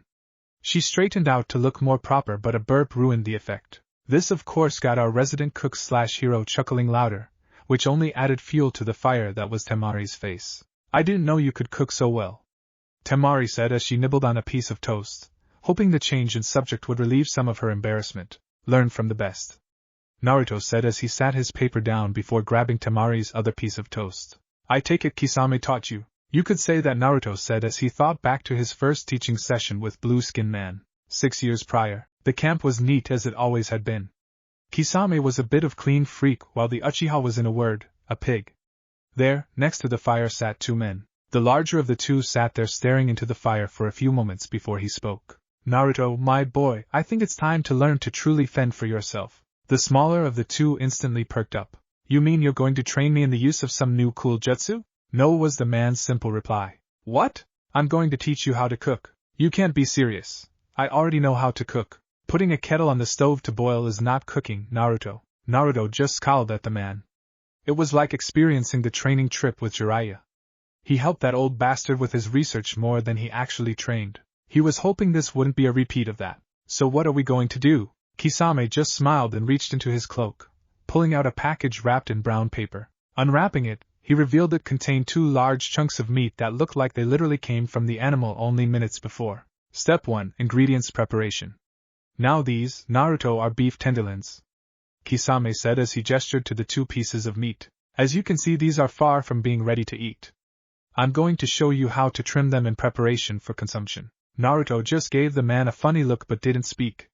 He just sat there watching as the man trimmed fat and gristle away. Kisame did his best to take his time in showing Naruto the proper ways of preparing it.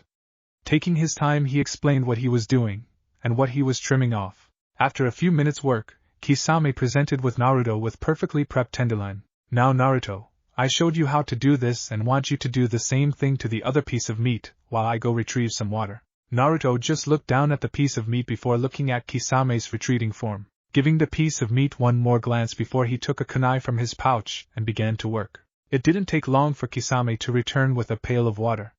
The man wanted to see if Naruto was capable of doing a simple task. He made it a point to take his time when he had showed the boy, since he seemed to work best through observation. It didn't matter how many times you explained anything to the brat, he wouldn't get it, but show him how it's done and he'll have down. Pulling away from his thoughts, Kisame continued his trek to the camp. There he was greeted by a smiling, if a little bloodier than he should be, Naruto, holding out the item he was tasked with. Giving the boy a small smile, he took the chunk of meat from him and inspected it. Good, he trimmed all the fat away with wasting as little meat as possible. Turning it over, he noticed something that should be one of the first things removed, a small strip of silver skin. For those who never butchered an animal, or have done their own meat processing, silver skin is something that covers some muscle tissue. I, myself, am not sure what it exactly does, but I know this.